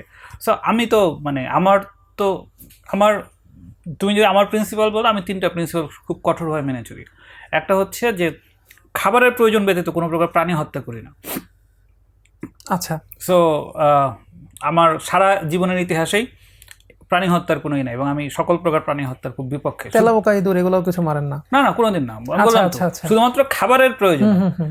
যেমন ধরো যে যে গরু, মাছ, মাংস যেগুলো করা হয় ওগুলো কি খাবারের প্রয়োজনে হয়, এর বাইরে আমি কখনো কোনো প্রাণী হত্যা করি না। দ্বিতীয়ত হচ্ছে আমি পারতপক্ষে মিথ্যা কথা বলি না। তুমি আমার ব্যাপারে যদি সবচেয়ে নেগেটিভ কথা আমার মুখ দিয়ে বলতে হয়, যেটাতে আমি ফাইসা যাব, ফাইসা যেতে হলে আমি হয়তো বলবো আমি এটার উত্তর দিব না, কিন্তু মিথ্যা কথা বলবো না। আচ্ছা, খুবই ইয়ের ক্ষেত্রে লেখার সময় যেটা হয় ফিগার একটু এদিক সেদিক করে হয়তো লিখি, যেটা 10 সেটাকে 12, 15 লিখি, কিন্তু কোনো ঘটনা ঘটেই নাই এরকম কোনো কিছু নন ফিকশনে অন্তত লিখি না। ফিকশনে লিখি, সেটা আলাদা কথা। আচ্ছা। আর হচ্ছে যে প্রতারণা করি না, মানে হচ্ছে যে তোমাকে আমি কথা দিয়ে ভুলিয়ে ভালিয়ে করবো না। আমার মধ্যে একটা সম্রাট সিনড্রোম আছে। মানে আচ্ছা, এই মাইকেল মধুসূদন দত্ত একটা কেস তোমার বলতে পারি, যে মাইকেল মধুসূদন দত্ত তো খুব মদ খাইতো, খুব অমিতব্যয়ী ব্যয়ী ছিল, প্রচুর খরচ করতো।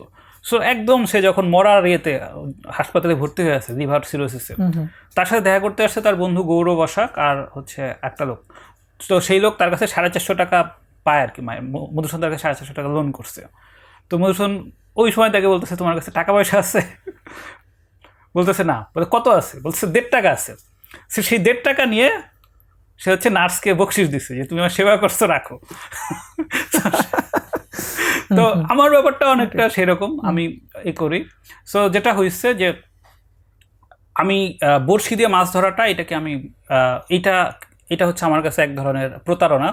কারণ দেখো যে তুমি একটা আধার বড়শির মধ্যে ঢুকাই দিচ্ছ, মাছটা ওটা লোভে এসে পড়ে তার তুমি টানতেছো। সো এখানে মাছটাও দোষী, তুমিও একই ইকুয়ালি তার সাথে প্রতারণা করতেছো। সো বড়শি দিয়ে মাছ ধরাটা এই জন্য আমার কাছে হচ্ছে মানে আমার প্রিন্সিপালের সাথে যায় না। কিন্তু জাল দিয়ে তুমি যখন মাছ ধরতেছো, একটা বিরাট রেডিয়াস তুমি কাভার করে ফেলতেছো, ওইখানে থাকলে মাছের আসলে কোনো চয়েস নাই। আচ্ছা। তো আমি অলওয়েজ ওই সম্রাট স্টাইলে, ডিক্টেটর স্টাইলে কাজ করার পছন্দ করি। আমি ওই জিনিসগুলো আমার প্রিন্সিপাল যেটা, ওই 3টা প্রিন্সিপালের সাথে যায় না বলে আমি তখন অনেক কিছুই করতে পারি না। ঠিক আছে ভাই, তাহলে আমরা একটা আবার আলোচনার আপনার শুরুর দিকের কথাটাতে যাই।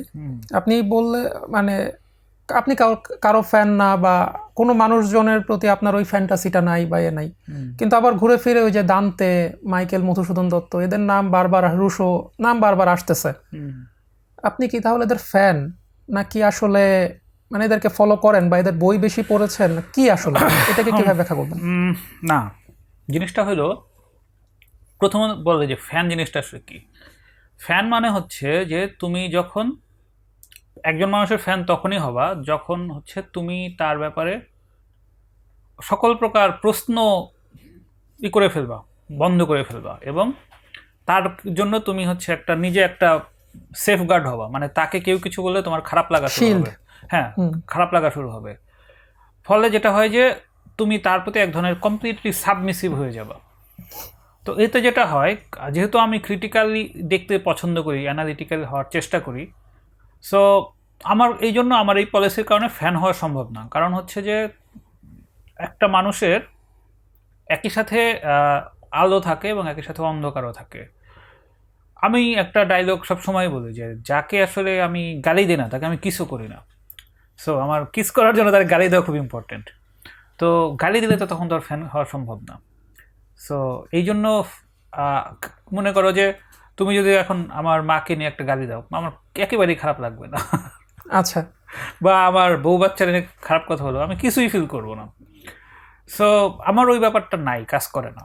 সো আপনি বলতেছেন আপনি মাইকেলকে ক্রিটিকের জায়গা থেকে দেখতে পারেন। হ্যাঁ। এই যে একটা এক্সাম্পল দিয়ে দিলেন, ডেড বেডে গিয়ে সে 1.5 টাকা দিচ্ছে, হ্যাঁ। এটাকে তো আমি আবার খুব বাজেভাবেও দেখতে পারি যে বেটা তুই লোন শোধ করতে পারিস না, আবার 1.5 টাকা নিয়ে তুই দিচ্ছিস। হ্যাঁ, মানে দেখো, মানে তুমি যদি সোশ্যাল জায়গা থেকে দেখো যে তার কলিগের মেয়ে বয়স মাত্র 13 বছর, মা মারা গেছে, বাপ আর একটা বিয়ে করছে, সে ডিপ্রেস, সেই মেয়ের সান্ত্বনা দিতে গিয়ে তার সাথে প্রেমে জড়ায় পড়লো, সেক্সুয়ালি ইনভলভ হলো, তারপর তার 4 বাচ্চা সহ সে সংসার রেখে রাতের আধারে মাদ্রাস থেকে কলকাতায় পালায় গেল। বাকি জীবনে কিন্তু আর কোনোদিন এই বউ বাচ্চার সাথে দেখা হয়নি। আচ্ছা, তারপরে সেই হেনরিয়েটা যখন কলকাতায় আসলো, তারা চার্চ থেকে অনুমতি নিয়ে লিভ টুগেদার করা শুরু করলো। উপমহাদেশের সম্ভবত এটা প্রথম লিভ টুগেদার কাহিনী। এই গল্পটা তুমি যদি শোনো, এই গল্পটা তাকে তুমি অ্যাপ্রিসিয়েট কিভাবে করবা? এটা মাইকেল মধুসূদন দত্ত না, এটা একটা যে কোনো একটা পুরুষের গল্প। সো আমি কিন্তু এই জিনিসগুলোকে দেখি যে সোশ্যাল বা মোরালিটির জায়গা থেকে এটা আনএক্সেপ্টেবল, বাট এইটার এগেইনস্টে তার যে লেখালেখি বা তার যে অ্যাক্টিভিটি, যেমন মেঘনাদ বধ কাব্য, মেঘনাদ বধ কাব্য যখন লিখছে তখন মধুসূদনের বয়স হচ্ছে 37। সো আপনার সমান। হ্যাঁ, হ্যাঁ, তো এই জন্য বললাম যে আমি একইভাবে তো ক্রিটিক করি। এখন তুমি যেটা বললা যে মধুসূদন বা দান্তে, জন মিল্টন, রুশো, এদের আমি ঠিক অনুসরণ করি না, এদের সাথে আমি একটা অদৃশ্য কানেকশন বোধ করি। সো বলতে পারি আসলে আমার মেন্টর। আচ্ছা, এরা আমার মেন্টর। আমি কি এদের লেখা অনেক পছন্দ করি না? আমি মেঘনাদ বধ কাব্য অনেকবার পড়ার চেষ্টা করছি, আমি কিছুই বুঝি না, মানে এত ল্যাঙ্গুয়েজটা যেরকম বুঝি না। আমি মধুসূদনের বুড়ো শালিকের ঘাড়েরও একই কি বলে সভ্যতা, এগুলো আমি পড়ছি। এটা 1860 সালের রেসপেক্টে এটা খুব মানে উৎকৃষ্ট রচনা, কিন্তু এই 2000 সালে এই লেখাগুলো পড়ে আর আমি চার্ম বোধ করি নাই। ফলে as a writer Madhusudan Dutta আমাকে অ্যাট্রাক্ট করে না। আমি দান্তের ডিভাইন কমেডি কিছু দূর পড়ছি, নাইস, ফ্যাসিনেটিং। জ্যাক রুশোর কনফেশন বায়োগ্রাফিটা পড়ে তো আমি খুবই ফ্যাসিনেটেড। আচ্ছা, বাট আমি এদের চেয়ে অনেক ভালো ভালো বই পড়ছি। বাট যেটা হয়েছে আমার যে জিনিসগুলো কী করে যে আমি তাদের লাইফস্টাইল এবং তাদের যে লাইফের ইভেন্ট, সেইগুলোর সাথে দেখা যাচ্ছে যে আমার লাইফের ইভেন্টগুলোকে কোরিলেট করতে পারি। সো এই জন্য তারা আমার পূর্বসূরি বলতে পারো, যে আমরা যেরকমই হয়, মানে বাপ দাদা, যে আমাদের যে বংশধরের যে তালিকা দেখি না, বলতে পারো যে এরা হচ্ছে, আমরা হচ্ছে সেই সেম বংশধরের জায়গা থেকে আমি তাদের দেখি। এখানে ফ্যানের কোনো সম্পর্ক নেই, ফ্রেন্ডশিপেরও কিছু নেই, অনুসরণেরও কিছু নেই। ওই লাইফস্টাইলের সাথে যে কারণে বললাম যে রবীন্দ্রনাথ এত বেশি অর্গানাইজড, রবীন্দ্রনাথের সাথে এই জন্য আমি কানেক্ট করতে পারি না। বাট বেনারসে গিয়ে আমি যখন বেনারসে, দেখো আমি আজকে যে ড্রেসটা পরে আসছি, এটা কিন্তু বেনারসে সাধুরা পরে। আচ্ছা, এরা সাধুরা এটা পরে ওখানে থাকে। সো বেনারসে গিয়ে আমি রবীন্দ্রনাথকে খুবই ফ্যান্টাস্টিক একটি ইয়েতে আবিষ্কার করছি যে রবীন্দ্রনাথ ওই সময় 34টা দেশে ভ্রমণ করছে, মানে এটা 4টিখানি কথা। আচ্ছা, সো যখন আমি ওই ট্রেনে ঘুরছি, তখন আমি রবীন্দ্রনাথকে একদম নতুনভাবে ডিসকভার করছি, যেটা আমি এত বছর করতে পারিনি। কারণ আমি রবীন্দ্রনাথের যেটা হচ্ছে, প্রথমত সে অনেক অর্গানাইজড, আমি সেটা না, ফলে আমি তার সাথে কানেক্টই করতে পারি নাই। দ্বিতীয়ত আমি জীবনে কোনোদিন কবিতা পড়ি নাই, ফলে কবিতা যেহেতু ওই নাই, বা রবীন্দ্রনাথের উপন্যাস শেষের কবিতা তো খুবই ন্যাকামিপূর্ণ একটা উপন্যাস মনে হয়। ফলে আমার কাছে রবীন্দ্রনাথের মূল এক্সিলেন্সটাই ছিল হচ্ছে সে 2000 গান লিখছে, এটা খুবই ফ্যাসিনেটিং ব্যাপার ছিল, এবং সে প্রচুর চিঠি লিখত। আমি জানতাম সে ভ্রমণ করে, কিন্তু এতগুলা দেশ যে ভ্রমণ করছে সেটা তো দেশ বোধহয় ভ্রমণ করছে। হ্যাঁ, সেটা তো আমি ওই জোড়া ঠাকুর বাড়িতে গিয়ে নতুন করে ফিল করলাম। তখন আমি রবীন্দ্রনাথের ব্যাপকতা নতুন করে আবিষ্কার করলাম। বাট স্টিল রবীন্দ্রনাথেরকে আমি একজন অনেক ট্যালেন্টেড এবং খুবই ডাইভার্সিফাইড একজন মানুষ হিসেবে দেখতে পারবো, কিন্তু মানে আমরা একই বংশধর ওইটা আমি কখনো ফিল করতে পারবো না, কারণ তার সাথে আমার ওই লাইফস্টাইল নাই। একই জনরান না। হ্যাঁ হ্যাঁ, মানে করো যে এই জ্যাক রুসো যখন ওই ডি কি বলে ডি ওয়ারেন্সের সাথে তার যে সম্পর্ক, ওইটা আমি যখন সপ্তমীর সাথে ঘুরি তখন আমি এটা কানেক্ট করতে পারি যে সে ডি ওয়ারেন্সের সাথে সে কীভাবে ছিল, আমি সপ্তমীর সাথে এটা পারি। বা রঘুনাথের সাথে হচ্ছে যখন সে ওই যে কাদম্বিনী দেবীর যে ইস্যুটা, ওইটা তখন আমি গায়ত্রীর সাথে ম্যাচ করতে পারি, এগুলো ম্যাচ করতে পারি, বাট তার লাইফস্টাইলের সাথে আমি কানেক্ট করতে পারি না, তো এই জন্য এটা হয় না। ফলে এদেরকে মোস্টলি তুমি আমার পূর্বসূরি অথবা মেন্টরের জায়গাতে দেখতে পারো। এখানে ভক্তির কোনো ইস্যু নাই। অ্যাজ এ রাইটার তাদের চাইতে অনেক ভালো ভালো বই আমি জীবনে পড়ছি তাদের লেখা বইয়ের চাইতে। সো অ্যাজ এ রাইটার তারা আমাকে করে না, বাট লাইফস্টাইল এবং ইনসিডেন্টস ওইটার কারণে আমার ওই স্পার্কটা কাজ করে। আচ্ছা ফাইন, দুইটা কোশ্চেনের প্রথমটাকে করি, যে গায়ত্রীর নাম যেহেতু আসলো, হ্যাঁ হ্যাঁ, এই গায়ত্রী কে বা গায়ত্রী কেন? গায়ত্রী কে সেটা তো মানে যেহেতু আপনার লেখায় ঘুরে ফিরে বারবার আসে, বা ইনফ্লুয়েন্সটা কি আসলে? মানে গায়ত্রীর সাথে আমার দেখা হয়েছিল 19 বছর বয়সে। সো মাত্র তখন ইন্টার পাস করছি। সো ওই বয়সে যেটা হয় একটা কেবল আর্লি টিনেজ, মানে আর্লি টিনেজ, হ্যাঁ আর্লি অ্যাডাল্ট শুরু হয়েছে। ওই সময়ে তার সাথে আমার দেখা হয়েছিল। তার সাথে আমার আসলে খুব বেশি জীবনে মানে 2010 পর্যন্ত তার সাথে আমার জীবনে মনে 2-3 বার কথা হয়েছিল। এর মধ্যে একবার সে আমার ব্লগে একটা গল্প ছিল, যে গল্পটাতে আমি নাটকও বানাইছিলাম, এবং সেটা আমার ইয়েতেও ছিল, মানে প্রযত্নহন্তা গল্পের বইতেও ছিল, মনিটরি সিনড্রোম। তো সে সেই গল্পটা পড়ে বলতেছিল যে এটা তো কিছু হয় নাই, এইরকম গল্প তো যে কেউ লিখতে পারে, তোর কাছ থেকে আরও বেটার লেখা এক্সপেক্ট করি। সো এই যে তার এই যে কমপ্লিমেন্টটা, এইটাকে আমি খুব খুব স্ট্রংলি নিয়েছিলাম যে আসলেই তো, মানে যে কেউ যে জিনিস লিখতে পারে সেটা আমি কেন লিখবো। আচ্ছা, তো এই যে যেহেতু তার প্রতি আমার একটা ক্রাশ ছিল ওই 19 বয়সে, সে আমার ব্লগে একটা লেখা পড়ে বলতেছে এটা তো এমন কিছু হয় নাই, সো আমার তো লেভেল আরও অনেক অনেক আপগ্রেড করতে হবে। এই যে জিনিসটা, এইটা নিয়ে ঘুরে থাকতে থাকতে থাকতে কখন যেন দেখলাম যে গায়ত্রী আমার ইয়েতে ঢুকে পড়ছে, মরণে ঢুকে পড়ছে। বললাম তো 2010 পর্যন্ত তার সাথে আমার 3-4 দিনের বেশি কথা হয় নাই, এবং সেই আলাপগুলো কোনোটাই 1-2-5 মিনিটের বেশি না, মানে খুব ক্যাজুয়াল দু একটা কথা। কিন্তু ওই যে ইমেল করছিলাম গল্পটা পড়ার জন্য, পরে এই যে ফিডব্যাকটা দিচ্ছিল, এইটা বলতে পারো যে আমার লাইফের সবচেয়ে বড় ফিডব্যাক। আচ্ছা, ওই ফিডব্যাকটা না হইলে মেবি আমার রাইটার হওয়ার পুরো জার্নিটা অন্যরকম হয়ে যেত। সো ওইটা একটা খুব ইয়েতে ছিল। এবং যেটা হয়েছে যে 2014 থেকে 2017 যে সময়টা, এই 4 বছর, এই 4 বছর আমি কিছুই লিখি নাই, মানে একেবারেই কিছু লেখা হয় নাই। এবং আমি খেয়াল করে দেখলাম এই 4 বছর আসলে তার সাথে আমার কোনো যোগাযোগ ছিলাম, তাকে কমপ্লিটলি হারায় ফেলছিলাম, মানে তার কথা ভুলে গেছিলাম। তাকে আবার মনে পড়ছে 2018-তে, এবং তখনই আমি হচ্ছে আমার প্রথম 30 বছরের যে বায়োগ্রাফিটা 619 পৃষ্ঠার নামহীন, ওইটা লেখা শুরু করলাম। এবং তারপর আমি যত বই লিখছি প্রত্যেকটা বইতেই লেখার সময় একাধিকবার আমার তার কথা মনে পড়ছে। এবং ফাইনালি আমি রিয়েলাইজ করলাম যে তার সাথে আমার লেখালেখির কোথাও একটা যোগ আছে। আচ্ছা, এবং 2022 সালে তার সাথে আমার 5 দিন দেখা হয়েছিল, 2023 সালে হচ্ছে 8 দিন দেখা হয়েছিল। এবং ইন্ডিয়াতে যখন গেলাম তখন দেখলাম যে আমার কারো কথাই মনে পড়ে না, শুধু তার কথাই মনে পড়ে। আমার এই বড় আপাকে আমি এত মিস করি, বড় আপার সাথে আমার প্রতিদিন কথা হয়েছে ইন্ডিয়া থাকাকালে, কারণ সে আমাকে প্রতিদিন করছে। কিন্তু দেখা যাচ্ছে যে জিলাপি খাইতে গেলে তার কথা মনে পড়ে। সো তখন আমি ফিল করলাম যে আমার রাইটিংয়ের যে জার্নিটা, এই জার্নির সাথে গায়ত্রী খুব ওতপ্রোতভাবে জড়িত। তার আগে আমি চিন্তা করলাম তাহলে 2000 চিঠি পাঠাবো। 110 চিঠি পাঠানোর পর সে বললো তোরে তুমি ছোট ভাইয়ের দৃষ্টিতে দেখি। তো গণ ছোট ভাই হয়ে গেল। হ্যাঁ, তো আবার আমার একটা শাহিন আলম কেস হইলো। বাট এখন যেটা হয়েছে, এখন আমার তার সাথে বছরের শেষ দিন দেখা হয়। এবছর হবে কিনা যায় না, মনে হয় কোনো দিনই দেখা হবে না। বাট স্টিল আমি তার জন্মদিনে তার মেসেজ পাঠাই, তার করি। মানে এই বছর থেকে গায়ত্রী অ্যাওয়ার্ড স্টার্ট করলাম। গায়ত্রী আমার কোনো মেয়েকে প্রত্যেক বছর একটা দিব, তার জন্মদিনে উপহার দেবো, এই তো। সো এটা বলতে পারো যে মানে আমার লেখা পড়লে মনে হবে যে গায়ত্রীর সাথে আমার না জানি কি বাট ওই যে এখানে শেষ পর্যন্ত এটাও একটা ওই শাহিন আলম কেস। আচ্ছা বাট ওই যে মানে যেহেতু সে আমাকে ওই বয়সে, যখন আমার বয়স মাত্র 22-23, ওই সময় সে যখন বলছে যেরকম লেখা তো যে কেউ লিখতে পারে, 22-23ও না, ইনফ্যাক্ট 22 বছরে তো আমি করলাম, মানে মিলান কুটুর অনুবাদই করলাম আরও আগে, 19 বা 20 বয়সে, যে কেউ লিখতে পারে, তোর কাছ থেকে আরও বেটার লেখা এক্সপেক্ট করি। ওই একটা কমপ্লিমেন্টের উপরে আসলে আমার পুরা লেখালেখি দাঁড়ায় আছে। জার্নিটা ফলে যেটা হয়েছে, অলরেডি 18 বছর তো হয়ে গেছে।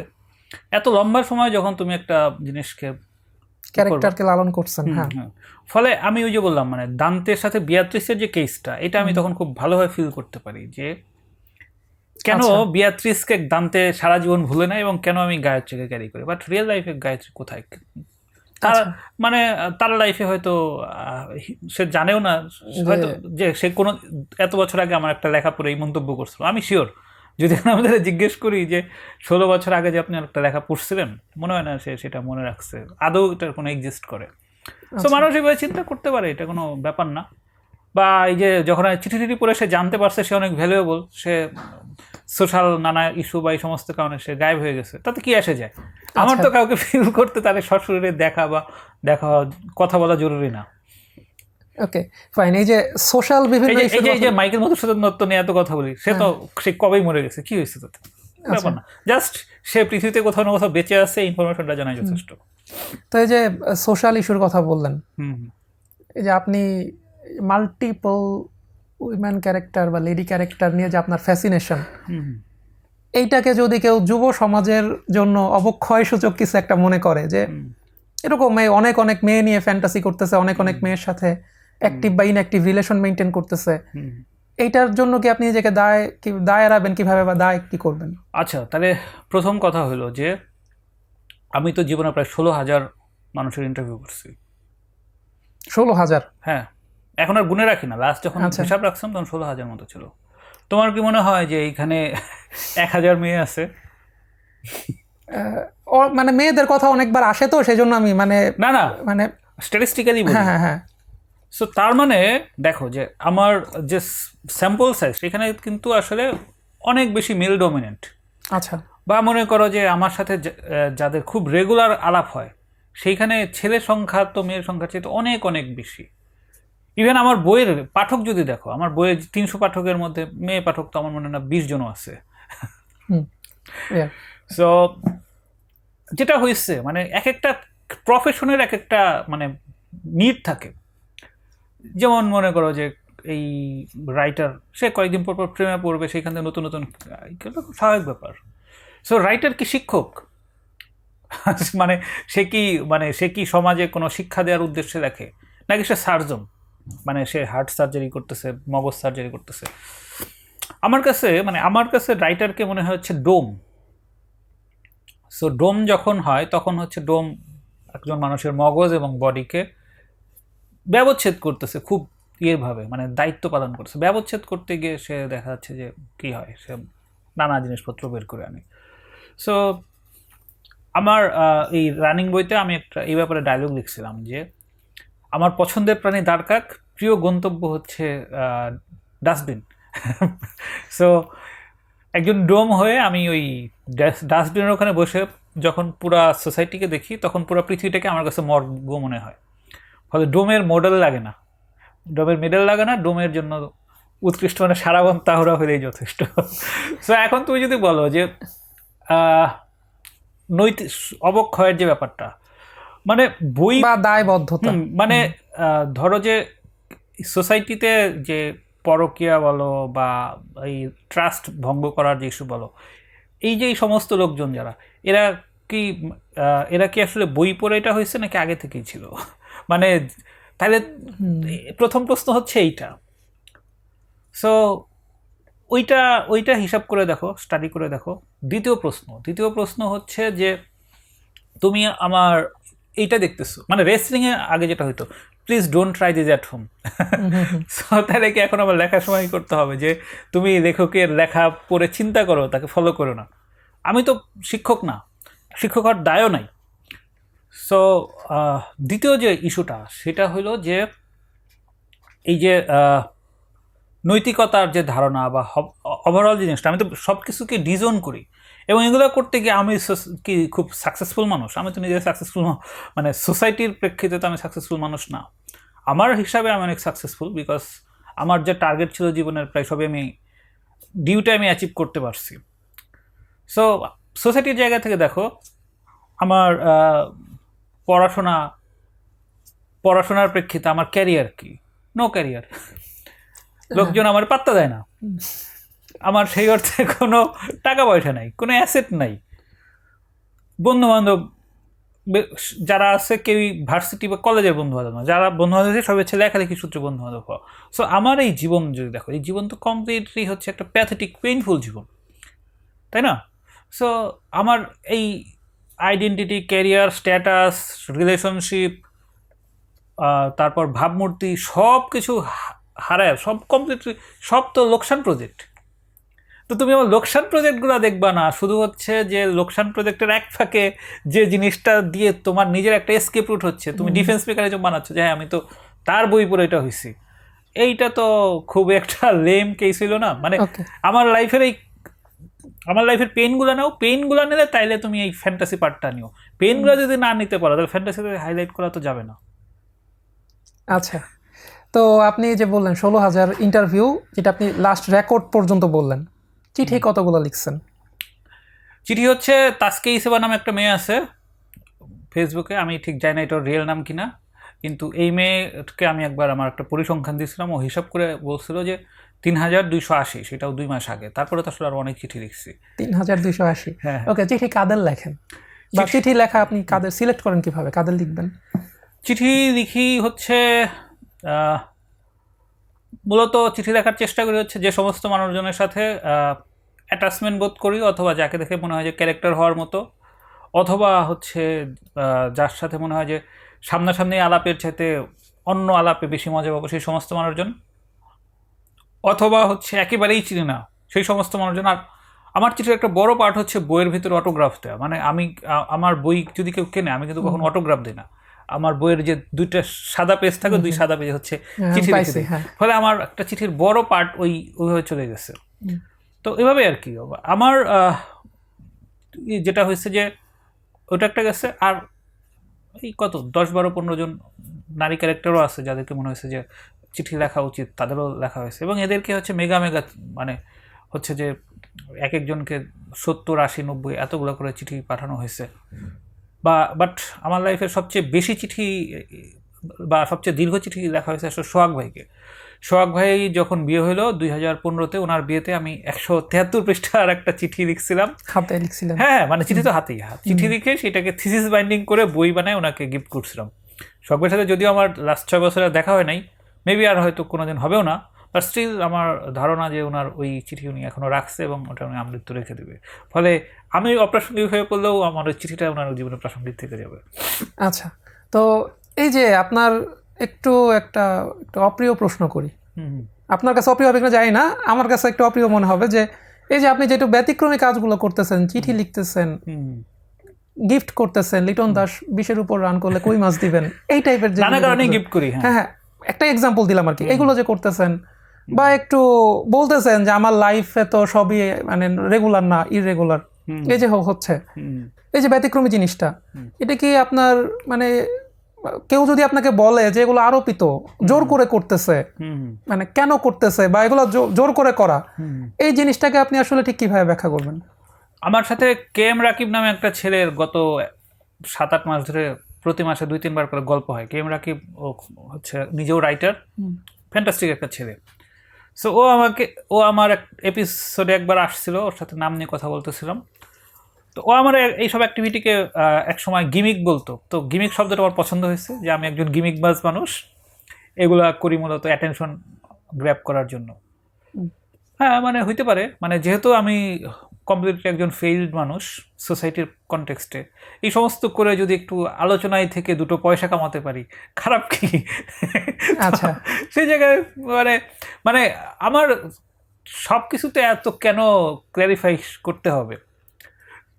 যদি এটা হয়, যদি এটা মনে করো অ্যাটেনশন পাওয়ার জন্যই করতেছি, এটা একটা কমপ্লিটলি পারফরমেন্স হয়, হইল, কিন্তু জীবনভর তো এটা করতেছি, আমি জীবনভর একটা জিনিস অ্যাক্টিং করতেছি, তার মানে এই জিনিস, এই অ্যাক্টিংটা আমি ভালোবাসতেছি, ক্যারেক্টারটা হয়তো আমি ভালোবাসতেছি, এবং নার্সিসিস্টিক ডিসঅর্ডারের একটা ব্যাপার তো আছেই, নিজের নার্সিসিজম স্যাটিসফাই হয়, সমস্যা কী? তবে আমি মনে হয় একটু ব্যতিক্রমী ধর্মী নার্সিসিস্ট এই কারণে যে নার্সিসিস্টরা সাধারণত নিজের বাইরে কৌতূহল বোধ করে না, কিন্তু আমি হচ্ছে সেই ডিফেক্টিভ নার্সিসিস্ট, যে নিজের ব্যাপারে তো তার আত্মরতি পরায়ণতা আছেই, সে অন্যের ব্যাপারেও প্রচণ্ড কৌতূহলী। আমার সাথে যদি কারো কথা হয়, আমারে কয়টা প্রশ্ন করে, আমি উল্টা প্রশ্ন করি কয়টা, উল্টা প্রশ্ন করে আমি কি প্রমাণ করতে চাই, মানে আমি খুব প্রশ্ন করতে পারি এইটা, নাকি হচ্ছে যে তাকে আমি জানার বোঝার চেষ্টা করি। সো এটা কিন্তু একটা ডিফারেন্ট টাইপ একটা নার্সিসিস্টিক ডিসঅর্ডার, যে একই সাথে নিজেরাও খুবই করতেছে, আবার আরেকজনের ব্যাপারেই হয়। এটাকে তুমি যদি সেক্সুয়াল ওরিয়েন্টেশন বলতো, তাহলে এটা বাইসেক্সুয়াল বলতো। তো বাইসেক্সুয়াল নার্সিসিস্ট। আচ্ছা আচ্ছা, ঠিক আছে। তো এই যে আপনি ডিফারেন্ট প্রায় সময়ই শব্দ তৈরি করেন, বাংলা ইংরেজি মেশানো, বা আসলে ওইটা কোনো ডিকশনারিতে নাই, এরকম কিছু শব্দ দেন। আমি যদি রংপেথির দেশের নামটা বলি, চুদুর ফুতুর শিয়া, এরকম রংপেথি ইটসেলফ তো একটা এই নাম তো এক্সিস্ট করে না। হ্যাঁ, এরকম কোনো শব্দ নাই। এই জিনিসটা কেন করেন বা কিভাবে করেন? শব্দ আমাকে অ্যাট্রাক্ট করে। তুমি আমার এত এত গিমিকের কথা বলছো, এই গিমিকও তো তোমার বলা উচিত ছিল যে আমার মেয়েদের নাম 19-23। হ্যাঁ, এটা আসবে, এটা আপনার তাই না? সো এই যে মেয়েদের নাম 19-23 রাখছি, এটা দিয়ে যে আমি এত অ্যাটেনশন পাইতেছি, তাই না? তো তার মানে তো বুঝতেই পারো যে শব্দ, নাম, এগুলো আমাকে কি পরিমাণ অ্যাট্রাক্ট করে। এই যে নাম মুর্শিদ ক্রেজ চালু করলাম গত বছর থেকে, সো তার মানে কি, কোনো একটা মানুষ এই নাম মুর্শিদ ক্রেজ তো গত বছর থেকে দিচ্ছে, বাট ডিফারেন্ট নামের জন্য সেই 14 সাল থেকেই মানুষকে গিফট দেই, যে নামটা আমি আগে শুনি নাই বা এই নামে কাউকে চিনি না, বা নামটা অ্যাট্রাক্ট। আমার ছোট ভাইকে অনক নামের জন্য একটা গিফট করছিলাম, অনক নামে কাউকে চিনি না বলে এই করছিলাম। যদি তোমার ছোট ভাই ভুসরা প্রকৃতির, কাজের না, বাট ওর নাম তো ভুসরা না। হাউএভার ভুসরা শব্দটা, হ্যাঁ ভুসরা, এই শব্দটা যে এখন যে ইন্টারনেটে ঘুরে বেড়ায়, এটা একক দাবিদার। বাট এই শব্দটা আমার উদ্ভাবিত না। এই শব্দটা আমাদের মানিকগঞ্জের ওইদিকে বলে, মানে হচ্ছে স্লথ হইলে, স্লো বা স্লথ হলে সেটাকে ভুসরা বলে। হোয়াটএভার। সো আমার এই ডিফারেন্ট নাম আমাকে করে। ইভেন এই যে মাইকেলের সাথে আমার যে প্রথম ঘনিষ্ঠতাটা, এটা কিন্তু আমার তার নামের কারণেই হয়েছিল, যে একজন মানুষের নাম একই সাথে মাইকেল এবং একসাথে মধুসূদন কীভাবে হয়। কারণ মাইকেল যে খ্রিস্টান টাইটেল, মধুসূদন দত্ত যে হিন্দু টাইটেল, এটা আমি ছোট বয়সে তো বোঝার মতো বয়স আমার হয়েছিল। তাহলে এই জিনিসটা কীভাবে হইলো? এরকম নাম তো আমি আর কারো শুনি না, আর কোনো লেখকের। সত্যেন্দ্রনাথ দত্ত মানে সত্যেন্দ্রনাথ দত্তই, কাজী নজরুল ইসলাম বা ফারুক আহমেদ মানে ফারুক আহমেদই, কিন্তু একই সাথে মাইকেল, একই সাথে মধুসূদন, এই জিনিসটা তো মানে হেভি ফ্যাসিনেটিং ছিল। সো যেহেতু শব্দের ঘোরের মধ্যে থাকি, ফলে দেখা যাচ্ছে যে কমপ্লিটলি অপোজিট দুইটা জিনিস, বিশেষ করে যখন আমরা উপসর্গ পড়তাম, এই পড়াই জিনিসগুলো, উপসর্গ আগে বসে এক শব্দ বানাইতো না।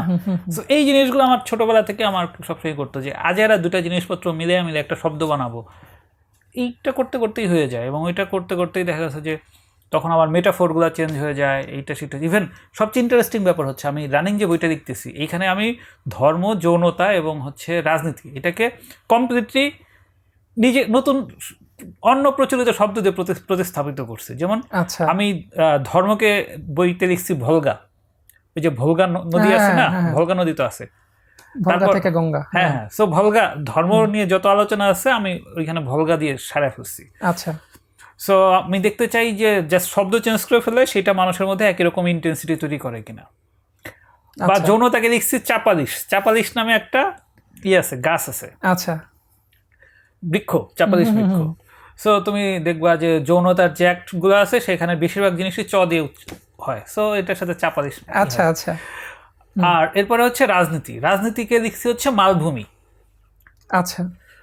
তো পুরো বইতেই আমি মনে করো ধর্ম, যৌনতা, রাজনীতি শব্দগুলো কোথাও ব্যবহার করি নাই, এই শব্দই করে ফেলছি। ফলে এখন এটা পাঠকের উপর অত্যাচার হইতে পারে, বাট আমার মনে হয়েছে যে লেটস ট্রাই, এই সমস্যা।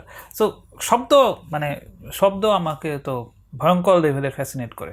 এই যে সপ্তমীকে নিয়ে এত মাতামাতি করে, সপ্তমীর জন্ম যদি 7/11/77 না হইতো, কোথায় ছিল আজেরা সপ্তমী? কোনো খবরই ছিল না। কিন্তু যখন এই 7/11/77 দেখলাম, সো কি মানে হিমালয় 777, সো 11 তোকে তো আমি বলি যে 11 হচ্ছে দুইজন আলাদা মানুষ, দুইজন একাকী মানুষ মুখোমুখি উল্টা মুখে বসে আছে, মানে এরকম, এর মুখেই দিকে এর মুখেই দিকে, এটা হচ্ছে 11। সো 11 যদি তুলে ফেলি তাহলে 777। সো একজন মানুষের জন্মসূত্রে 777, যেটা হচ্ছে আমার আইডেন্টিটি নাম্বার। ওইখান থেকেই কিন্তু এই সপ্তমী কিনে এত ক্রেজিনেস সিগনেচার স্মরণ। বাট আচ্ছা, এই কি সপ্তমী, কোথায় সপ্তমী, এই আর কি। ওকে।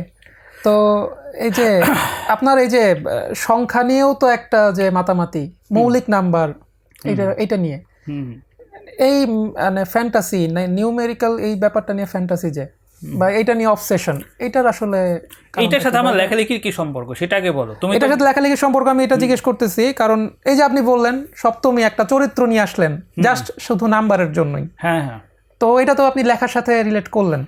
প্লাস আমি যদি বলি যে আপনার ম্যাথের এই যে বিভিন্ন লেটার অ্যালফাবেট পারমুটেশন কম্বিনেশন করে আপনি বানাচ্ছেন কিছু একটা, এটাও কিন্তু কাইন্ড অফ একটা ম্যাথমেটিক্যাল অ্যালগরিদমেরই একটা পার্ট। এটা জাস্ট এরকম কিছু না। সো আপনার এই নিউমেরিক্যাল ফ্যান্টাসির সাথে কোনো না কোনোভাবে এটা রিলেট হচ্ছে মানে। আচ্ছা, আমার কেউ আসলে সংখ্যা লেখা শেখায় না। আমি বলতে পারো যে বর্ণমালা লেখা শেখার পর সংখ্যা ওই বই দেখে একাই শিখে ফেলছিলাম। এবং তারপর দেখলাম যে আমি এই মেন্টাল মাল্টিপ্লিকেশন যেটা, সেটা একাই পারি। মানে একদম যখন আমি স্কুলে ভর্তি হয়েছি তখনই দেখা যাচ্ছে 25 × 49 কত, এটা একাই বলতে পারতাম। আচ্ছা, তো সংখ্যা তো জন্মগত সংখ্যার কিছু দক্ষতা ছিল। এর মধ্যেও যে এই যে সংখ্যাগুলো হচ্ছে প্রাইম নাম্বার তো জানছি অনেক বড় হয়ে, কিন্তু 11, 7, 19, 29 এই সংখ্যাগুলোকে আলাদা মনে হতো যে এদের সাথে তো কেউ মিশে না, সো এরা আলাদা। ওইখান থেকেই হয়েছিল। পরবর্তীতে পায়ের মান মুখস্থ করলাম। ফলে সংখ্যার একটা আলাদা ফ্যাসিনেশন তো আছেই, সেইখান থেকেই হয়তো জিনিসটা ডেভেলপ করছে। আচ্ছা। তো এই যে মেয়েদের নামও রাখছেন 19, 23, একজন 19 আর একজন 23। হ্যাঁ, বড় জনকে কি 23 দিয়েছেন নাম নাকি ছোট জনের নাম 23, বড় জনের নাম 19? ফাইন। একটু ডিফারেন্ট একটা প্রশ্ন করি, সেটা হচ্ছে যে বংশ বিস্তারের প্রয়োজনে মানুষের যৌনতার চাহিদা বহু বছর আগেই শেষ হয়ে গেছে। মানে এখন মানুষ চাইলেই বংশ বিস্তার না করেও যৌন কর্ম করতে পারে। সেক্ষেত্রে আপনি আসলে বংশ বিস্তারটার মানে মানুষ এখনো কেন করে বা ভবিষ্যতে কেন করবে, এইটার সাথে লেখালেখির কি সম্পর্ক? কিভাবে লিখি তোমার প্রশ্নের সাথে যদি না থাকে, সামঞ্জস্যপূর্ণ না থাকে, এইটা কিভাবে লেখেন বলতে, এটা আমার কাছে মনে হচ্ছে যে আপনার ব্যক্তি জীবনের সাথে তো লেখার একটা সম্পর্ক থাকা উচিত। যে আপনি যখন লিখতেছেন তখন কিন্তু আপনি টোটালি একটা ডিফারেন্ট ক্যারেক্টার প্লে করতেছেন। আপনার ফ্যামিলি একদিকে, আপনি আরেক দিকে চলে যাচ্ছেন, লিখতেছেন, এবং আপনার কোনো ফিক্সড ইনকাম সোর্স নাই। আপনি বলতেছেন না ফিক্সড ইনকাম সোর্স নাই, কথাটা সত্য না তো। আমি 3টা কোম্পানির ক্রিয়েটিভ কনসালটেন্ট। আচ্ছা। সো ক্রিয়েটিভ কনসালটেন্ট হওয়ার কারণে 3টা কোম্পানি থেকে প্রত্যেক মাসে আমার অ্যাকাউন্টে একটা টাকা ঢুকে। সেখানে মূলত আমি অ্যাডভাইজার আর কি। ফলে আমার হাতে কলমে তেমন কোনো কাজ করতে হয় না, বাট আমার ব্রেন তো এই থাকে। ফলে এই লোকজন এইখান থেকে আমার যতটা এই উদাসীন ভাবে, অতটা উদাসীন তো না। আচ্ছা। আমি যে 3টা কোম্পানির কনসালটেন্ট, সুযোগ পেলে আরো কোম্পানির কনসালটেন্ট হবো, সমস্যা কি? তো সেক্ষেত্রে আপনি এই যে লেখক হিসেবে আপনাকে কি যে ফ্যামিলির টানা পড়েন বা ফ্যামিলির প্রতি দায়িত্ববোধ বা ওদেরকে টাকা দিতে হবে, ওদেরকে টেক কেয়ার করতে হবে, এই দায়িত্ববোধগুলোকে আপনাকে তাড়িত করে কিনা? বা 5 বছর পর্যন্ত করতো। ওদের 19-23 বয়স, এখন 6.5, ফলে এখন আর করে না। আচ্ছা, মানে আমি যার জানতে চাচ্ছিলাম যে আপনি মানে ওদের সাথে আপনার তো একটা বায়োলজিক্যাল ফাদারহুডের সম্পর্ক আছে, মানে এই রিলেশনটা আবার আপনার লেখক সত্তা, এই দুইটার বেসিক্যালি ডিফারেন্সটা কি? তোমার প্রথম অংশটার কথা বলি যে যদি এইভাবে আমার দাদা যদি এইভাবে চিন্তা করতো যে কি বলে, শুধু শারীরিক চাহিদা মিটিয়ে করি, কন্ডোম ব্যবহার করি, শেষ, মানে তারপর একদিন মারা যাই, আমার বাপের জন্ম হইতো না। এবং আমার বাপের যেহেতু জন্ম হইতো না, ফলে তো হইতো না। ফলে আমার মনে হয় যে এই যে বংশবিস্তারের জিনিসটা, এটা প্রজাতি টিকে রাখার একটা দায় আসলে আছে। যে কোনো প্রজাতি যদি টিকে রাখার দায় যদি মরে যায়, তাহলে সেই প্রজাতিটা আসলে বিলুপ্ত হয়ে যায়। পৃথিবীতে দেখো একসময় অনেক প্রজাতি ছিল, প্রায় সবই বিলুপ্ত হয়ে গেছে, কিন্তু মানুষ সংখ্যায় এত বেশি, এই জন্য মানুষের বিলুপ্ত হইতে সময় লাগবে। এখন তুমি যদি আমাকে ওই ফিলোসফিক্যাল প্রশ্নটা করতে, যে প্রজাতি রক্ষার আসলে দায় কিসের? মানুষ যদি বিলুপ্ত হয়ে যায়, কার কি যায় আসে? এখন এইটার সাথে আসলে অমরত্বের একটা যোগসূত্র আছে। যেমন আমি যখন কি বলে, তুমি দেখবা যে বিভিন্ন রাজপ্রাসাদ গুলাতে যদি যাও, দেখবা যে সমাধি ক্ষেত্র নিয়ে একটা বিরাট বড় প্রাসাদ বানায় ফেলাইছে। তার মানে সে মরে যাওয়ার পরেও চাইতেছে যে লোকজন দেখুক সে আসলে কত বড় কামেল ছিল, কত বড় কুতুব ছিল, কত বড় ক্ষমতাশালী ছিল। তো অমরত্বের মোহ তো মানুষ ত্যাগ করতে পারবে না। সো যেহেতু অধিকাংশ মানুষ রাজা হবে না, অধিকাংশ মানুষ মিউজিশিয়ান হবে না যে তার গান, মনে করো যে লালন ফকিরের গান তো আমরা এখনো শুনতেছি, এবং 100 বছর 100-150 বছর হয়েছে। আমি নিশ্চিত আরো 100 বছর পরে লালন ফকিরের গান মানুষ শুনবে। সো অধিকাংশ মানুষ লালন ফকিরও না। আবার মনে করো যে এই শেক্সপিয়ার সেই কোন শতকের মানুষ, তার লেখা মানুষ এখনো পড়তেছে, অধিকাংশ মানুষ শেক্সপিয়ারও না। তাইলে মানুষ আসলে অমরত্ব পাবে কিভাবে? অমরত্ব পাবে হচ্ছে তার ছেলে, তার ছেলে, তার মেয়ে, তার এই বংশধরের মধ্য থেকে।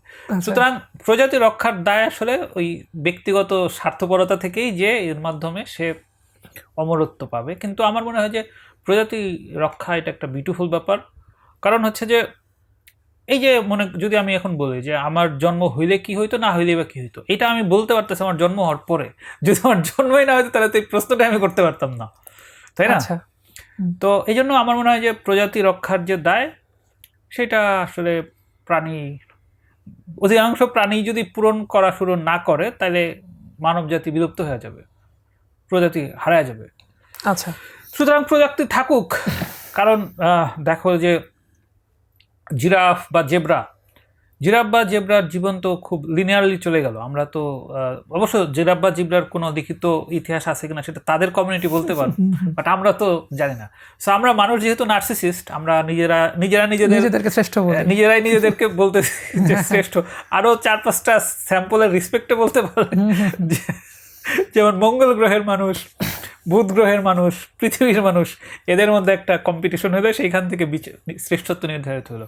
সেটা যেহেতু নাই, ফলে এরকম একটা নার্সিসিস্টিক প্রাণী যে জীবনযাপন করে, সেটার মধ্যে একটা বিউটিফুল ব্যাপার আছে। তাই প্রজাতি থাকুক। সেই জন্য আমার মনে হয় যে বংশরক্ষা যে করে, সেটা অমরত্বের বাইরেও এই যে একটা এক্সপিরিয়েন্স। এই যে মনে করো যে যদি করতো, আমার দাদা কন্ডম ব্যবহার করতো, তাহলে তো আমি এই সিগনেচার সনদ লিখতে পারতাম না। তো এই জন্য আমার দাদার প্রতি কৃতজ্ঞতা করা উচিত। ওকে, তো ঠিক আছে, আপনি তো লেখালেখির একটা জার্নিতে আছেন। একটা পর্যায়ের পরে ধরেন আপনি ফিজিক্যালি উইক হয়ে যাবেন, বার্ধক্য, জরা, এই জিনিসগুলো কাজী নজরুল ইসলামের পরিণতিও হতে পারে। সেই সময়টা নিয়ে কি আপনার মধ্যে কোনো ভীতি কাজ করে, বা না লেখালেখির মধ্যে সময় কি ওই ব্যাপারগুলোর কোনো ইম্প্যাক্ট পড়ে বা কিছু? না, আমার আসলে ভীতি জিনিসটা আমার মধ্যে একেবারেই নয়। আমি শুধুমাত্র একটাই আমি প্রার্থনা করি সবসময়, যেন আমি অতর্কিত মারা যাই, মানে আমি ডিজেবল হয়ে যেন আমার জীবন দীর্ঘায়িত না হয়। কারণ গলগ্রহে বেঁচে থাকাটা খুব ক্ষতি। তাহলে এটা এক প্রকার ভীতি না? ভীতি না, এটা একটা প্রত্যাশা। ওকে, মানে ভয় থেকেই প্রত্যাশাটা আসছে না? হ্যাঁ, মানে মানুষ তো ভয় এবং লোভ এই দুটোই তো মানুষের বেসিক ড্রাইভিং ফোর্স। এই দুটোর ড্রাইভিং ফোর্স যদি চলে যায়, তাহলে তো সে আর মানুষ থাকবে না, সে তখন জেব্রা হয়ে যেতে পারে। সো জেব্রাও তো আসলে বাঘকে ভয় পায়, শিকার করে ফেলবে। সো আমার মনে হয় আমি প্রায় একই রকমই। তো তুমি যদি মানুষ হও, তাহলে আমারও মানুষই হওয়া উচিত। সো আমি ভয় এবং লোভ থেকে কিভাবে হতে পারবো? তো আপনার লেখালেখিতে ক্রিকেট ব্যাপারটা ঘুরে ফিরে আসে, বা ক্রিকেট নিয়ে অনেক লেখেন, কারণটা কি? আমি আমার লেখালেখিকে দুইটা জায়গায় ভাগ করি। একটা হচ্ছে সোশ্যাল মিডিয়া লেখালেখি, আর একটা হচ্ছে বইয়ের লেখালেখি। তো সোশ্যাল মিডিয়াতে যেটা হয়েছে যে একটা দেশের আসলে কি বলে কোর পটেনশিয়াল গ্রুপ যেটা, সেটা হচ্ছে ইউথ। সো আমার মনে হয়েছে যে এই সোসাইটির ইউথকে বুঝতে হইলে আসলে দুইটা জিনিস তো বোঝা যাবে। একটা হচ্ছে মানে ম্যাস ইউথ যেটা, একটা হচ্ছে ক্রিকেট, আর একটা হইল ফিল্ম। তো ফিল্ম নিয়ে দেখবা যে আমি ফিল্ম নিয়েও কিন্তু মোটামুটি ভালোই রিভিউ লিখি, কিন্তু ফিল্ম আমার অত দেখা হয়নি। ক্রিকেট নিয়ে লেখার একটা বড় সুবিধা হলো যে ফিল্ম নিয়ে যেটা হয়েছে, ফিল্ম নিয়েও অনেক সুন্দর ক্রিটিক লেখে, কিন্তু ক্রিকেটের জায়গাটা খুবই আনকরা ছিল। ফলে আমার মনে হলো যে এই জেনারেশনের ছেলেপেলেকে ক্রিটিক্যালি চিন্তা করার শেখানোর ক্ষেত্রে যদি হয় লেখালেখি করা যায়, তাহলে যেটা হবে দৃষ্টিভঙ্গিগত একটা পরিবর্তন আসবে। সে হয়তো বই পড়বে না, সে হয়তো একটা জিনিসকে কি বলে স্টাডি করবে না, কিন্তু ক্রিকেট নিয়ে যখন আমি অ্যানালিটিক্যালি লেখা শুরু করব, ব্যাকগ্রাউন্ড রিজনিং দেওয়ার চেষ্টা করবো, ওইটা পড়তে পড়তে সে যখন আমার উপরে ক্ষুব্ধ হবে অথবা জিনিসটাকে বুঝবে, তার মধ্যে কিছুটা হলেও উপলব্ধি জিনিসটা নিয়ে কাজ করবে, সে একটা জিনিসকে ক্রিটিক্যালি দেখা শিখবে। সো ওই পয়েন্ট অফ ভিউ থেকে আসলে ক্রিকেটটা লেখা শুরু হয়েছিল। এর বাইরে আর কোনো কারণ নেই। ক্রিকেট আমি পছন্দ করি, কিন্তু এতটাও পছন্দ করি না যেটা নিয়ে আমার এত লিখতে হবে। আচ্ছা সো ওই জায়গায় ছিল, আমার মনে হচ্ছে সেই টার্গেটটা অনেকটা অ্যাচিভ হয়ে গেছে। কারণ আমি যখন ক্রিকেট নিয়ে লিখতাম তখন ক্রিকেটের লেখার যে টোনগুলো ছিল সেটা কিন্তু তোমার মনে আছে নিশ্চয়, সেইখান থেকে কিন্তু এখন টোনে অনেক চেঞ্জ হয়েছে। এখন দেখলাম যে আমার ওই টোনে এখন অনেকেই দেখে, ফলে আমি এখনও ক্রিকেট নিয়ে লিখি না। আমার মনে হয় I have done my job, so আমার এখন অন্য কাজে সময় দেওয়া উচিত। সো ক্রিকেটটা এটা একটা পারপাসফুল অ্যাক্টিভিটি ছিল।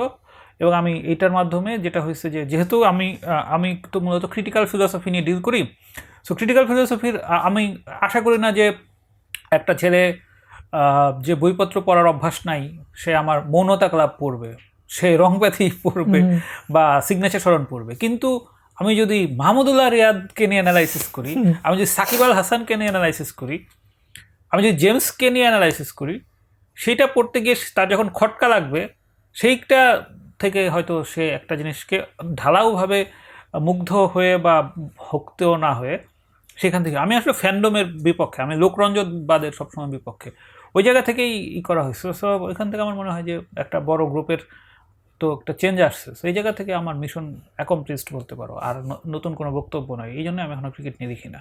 আচ্ছা, তো যেমন এখন আমার আরেকটা মুভমেন্ট আছে, দেখবে যে আমি প্রেডিকশন নিয়ে অনেক কাজ করি। যে কোনো খেলার আগে দেখবে আমি প্রেডিকশনের একটা পুরস্কার দিই। আমি চাই যে মানুষের ইনটিউশনের ব্যবহার বাড়ুক। আচ্ছা, সো ইনটিউশন, তুমি যখন প্রেডিক্ট করবে এবং জিনিসগুলো এমনভাবে যেটা কিন্তু আসলে কমপ্লিটলি তোমার আন্দাজেই বলতে হবে, তুমি এখানে যোগ বিয়োগ গুণ ভাগ করে কোনো কিছু বলতে পারবে না, এইরকম প্রেডিকশনই দিতে হয়। সো প্রেডিকশন নিয়ে আমি অনেক বছর ধরে কাজ করতেছি, সেই 11 সাল থেকেই কাজ করতেছি।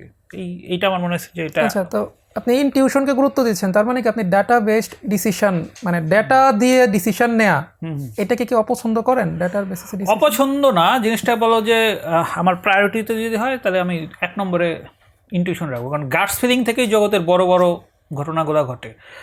তুমি ডেটা ড্রিভেন দিয়ে যেটা করবা সেটা দিয়ে তুমি একটা রেপ্লিকেট করতে পারবা, কিন্তু তুমি একটা স্ক্র্যাচ থেকে একটা খুব রেভলিউশনারি ফ্যান্টাস্টিক জিনিসপত্র তুমি ডেটা দিয়ে করতে পারবে না, ওইটা তোমার গাটস ফিলিং থেকেই আসবে। সো আমি চাই যে মানুষের গাটস ফিলিংয়ের উপর আইডিয়া তৈরি হোক।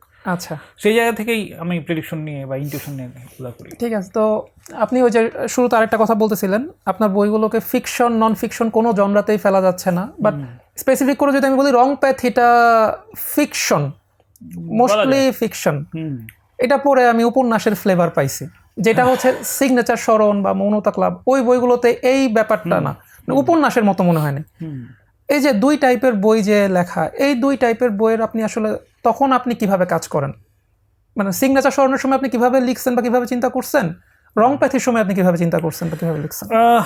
উভয় ক্ষেত্রে আমি আমার কোর আইডিয়া নিয়ে কাজ করছি। কোর আইডিয়া প্রকাশ করার ক্ষেত্রে কি কমপ্লিটলি ক্যারেক্টারকে দিয়েই বলাবো নাকি নিজের থাকবো, ওইটাই হচ্ছে মূল ব্যাপার থাকে, ওইটাই ডিসিশন নেওয়ার ব্যাপার। অধিকাংশ ক্ষেত্রে মনে হয় যে আমার নিজেরও থাকা উচিত, এই জন্য দেখবে অধিকাংশ বই আমার নাম পুরুষে লেখা। সো যখন মনে হয় যে নাম পুরুষ অনেক বলে ফেলছি, তখন আবার মাঝে মাঝে রংপ্যাথি টাইপ লেখার চেষ্টা করি। আচ্ছা, মানে তখন ক্যারেক্টারগুলোকে দিয়ে কথা বলেন। আচ্ছা, তো এখন এই যে ক্যারেক্টার হিসেবে যে কিছু ক্যারেক্টার, আপনার ক্যারেক্টার সে আমি যদি এসের কথা বলি, সিগনেচার স্মরণে শিপট, মহিষ বা পিঁপড়া, রংপ্যাথি রিগুপাঞ্চনের পিঁপড়া, এই যে এই ব্যাপারগুলো যে এই স্পেসিফিক এই জিনিসগুলো কেন, বা এটা কি বোঝাতে চান এগুলো দিয়ে? আমরা সাররিয়ালিস্ট অনেক ধরনের লেখা পড়ি, আমরা ম্যাজিক রিয়েলিজম নিয়ে অনেক লেখালেখি পড়ছি। সো আমি এর বাইরে অন্য ধরনের একটা রিয়েলিটি ক্রিয়েট করতে চাই। এখন সেই রিয়েলিটির নাম যে কি সেটা তো আমি জানি না। আচ্ছা, তো ওই রকম একটা রিয়েলিটি ক্রিয়েট করার জন্য, যেমন ধরো যে আমি যখন মহিষকে দিয়ে কথা বলাচ্ছি, তোমার মনে হতে পারে এটা ড্রাগের প্রভাবে অথবা তার হ্যালুসিনেশন হচ্ছে, কিন্তু এসব কিছুই না। আমি দেখাচ্ছি যে মহিষ কথা বলতেছে, মানে মহিষ কথা বলতে পারে, এটা খুব ন্যাচারাল ব্যাপার। সো এই যে এই ধরনের রিয়েলিটি যখন আমি রেগুলার ঘটাবো, তখন যেমন আমার একটা দ্বারকা আছে থিরোমকাদ, এটা মোমেন্টাস মিউট বইতে তুমি পাবা, ওটা এখনো প্রকাশ হয়নি। সো আমি ওই ধরনের একটা রিয়েলিটির সন্ধান দিতে চাই মানুষকে। ওই রিয়েলিটিটাকে আসলে কোন রিয়েলিটির মধ্যে পড়ে আমি জানি না, কিন্তু আই থিঙ্ক ওই রকম একটা রিয়েলিটি ক্রিয়েট করা দরকার। সো ওই রকম জায়গা থেকে এই জিনিসগুলো করি। আচ্ছা, তো ওরকম জায়গা থেকে পাঠক যে হঠাৎ ধাক্কা খেতে পারে এইটা কি আপনার ফিল হয়? মানে ধরেন কিছু পাঠক আছে আপনার যেমন বইগুলোর অনেক কিছু বা অনেক লেখার একটা ধাঁচ ফেসবুক পোস্ট থেকেও পাওয়া যায়, মানে আপনার একটা আইডিয়া পাওয়া যায় আপনার সম্পর্কে। যারা আপনাকে পার্সোনালি ফলো করে তারা হয়তো ওই ধাক্কাটা খাবে না, বাট ধরেন একটা লোক জীবনে আপনার নাম কোনোদিন শোনে নাই, আপনারা দেখে নাই, কিছুই না, সে হঠাৎ করে একটা বই হাতে পেলো, বইটা পড়া শুরু করলো, তখন এই ক্যারেক্টারগুলো আসলে তাকে কিভাবে, মানে সেইটাকে কিভাবে দেখবে বলে মনে করেন আপনি? এই প্রশ্নটা আমাকে মহুয়া মানে আমার ভাগ্নি প্রায়ই করে। সো প্রথমত আসলে পাঠক কিন্তু এটা একটা ভোলাটাইল আইডিয়া।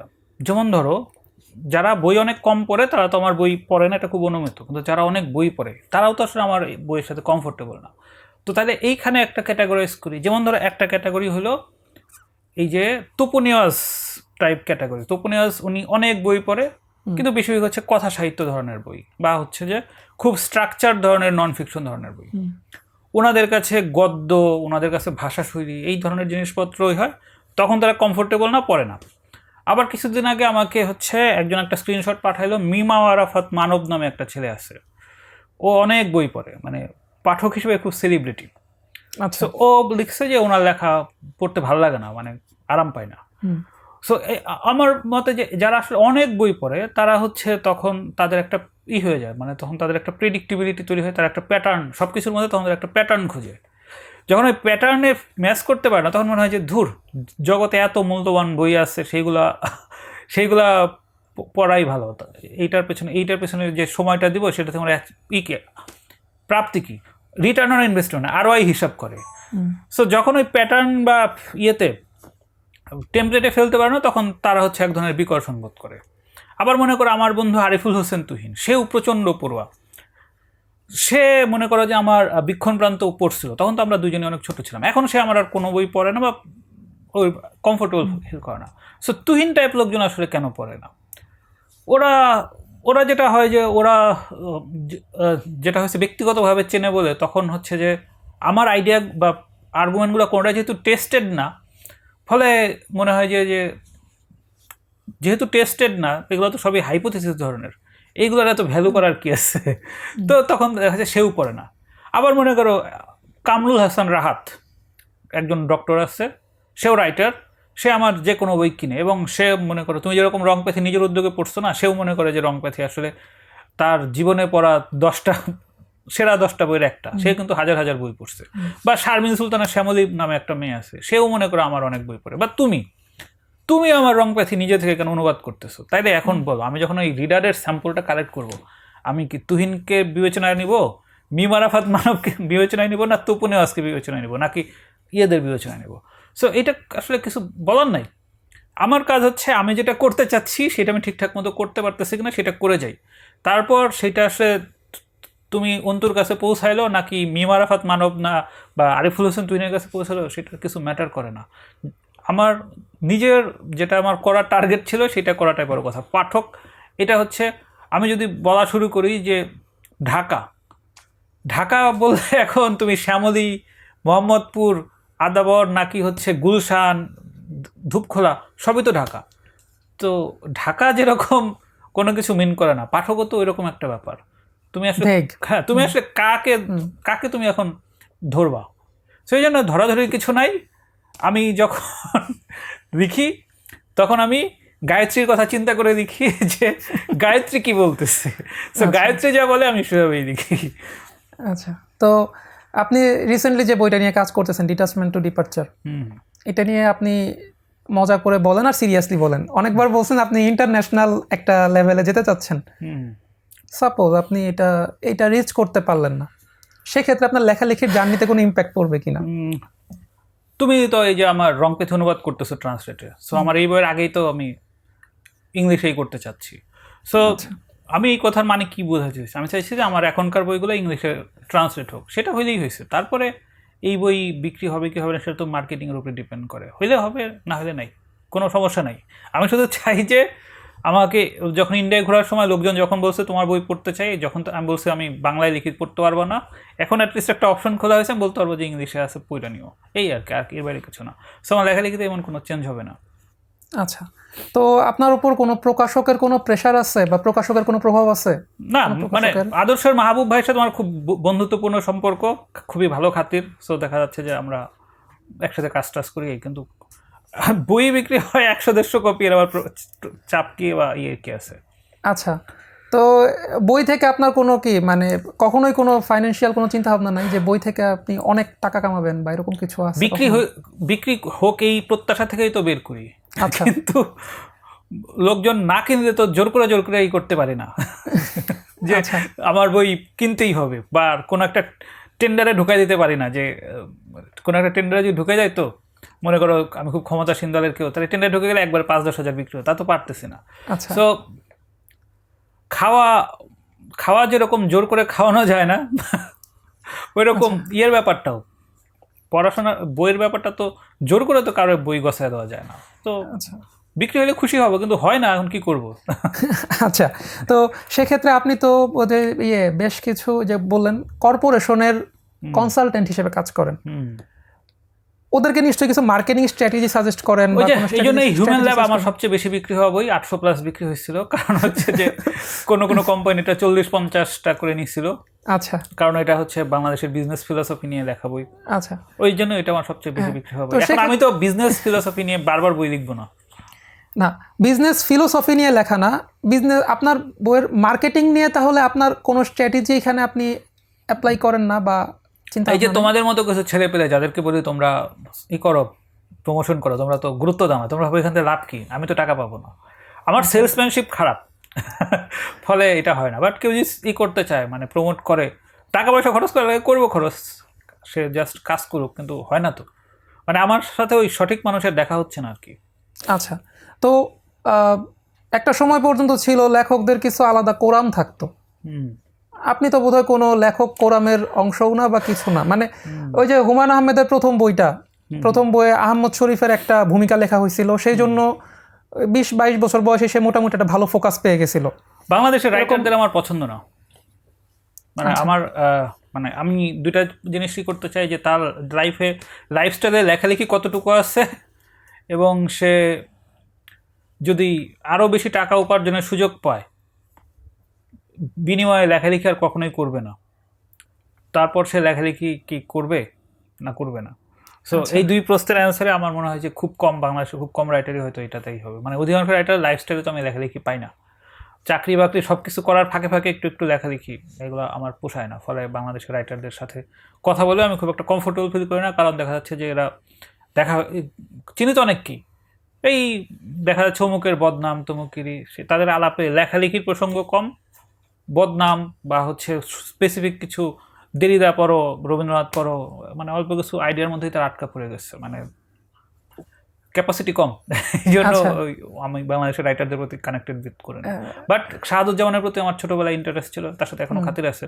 শহীদুল জহির বেঁচে থাকলে আমি হয়তো তার সাথে আড্ডা মারতাম। জীবিত লেখকদের মধ্যে এরকম কাউকে খুঁজে পাই না। আচ্ছা, তো একটু মানে আপনার লেখালেখির জার্নির বাইরে চলে যাই, যেটা হচ্ছে এই যে আপনি বললেন আড্ডা দেওয়া বা সমালোচনা, এই জিনিসটা ধরেন আমি আর আপনি গল্প করতেছি, খুব ক্যাজুয়াল মোডে গল্প করতেছি, গল্পের সময় তো অবশ্যই একটা চরিত্র আসবে, সেটা থার্ড পার্সন হোক, ফোর্থ পার্সন হোক, আইদার আমি তারে নিয়ে একটা ভালো কথা বলবো, নাহলে তারে নিয়ে একটা খারাপ কথা বলবো, মানে এইটাই তো একটা গল্পের টপিক, চরিত্র ছাড়া তো গল্প হয় না। তাহলে এই যে সমালোচনা ব্যাপারটাকে এত আমরা নেগেটিভলি প্রেজেন্ট করি কেন? যে দুইজন মিলে গল্প করতে গিয়ে আরেকজনের পরনিন্দা করতেছে, এটাকে তো নেগেটিভলি প্রেজেন্ট করি কেন? হ্যাঁ, যদি আমি তোমার সাথে 1 ঘন্টা গল্প করি, সেখানে 20 মিনিট পরনিন্দা হইতে পারে। আচ্ছা, বাকি 40 মিনিট হচ্ছে কি লিখতেছি, কি ভাবতেছি, এই জিনিসগুলোই হওয়ার কথা। কারণ তোমার সাথে আমার প্রতিদিন দেখা হয় না, তোমার সাথে আমার দেখা হইতেছে মাসে 1 দিন বা 2 দিন। সো টাইম ইজ মানি, তাই না?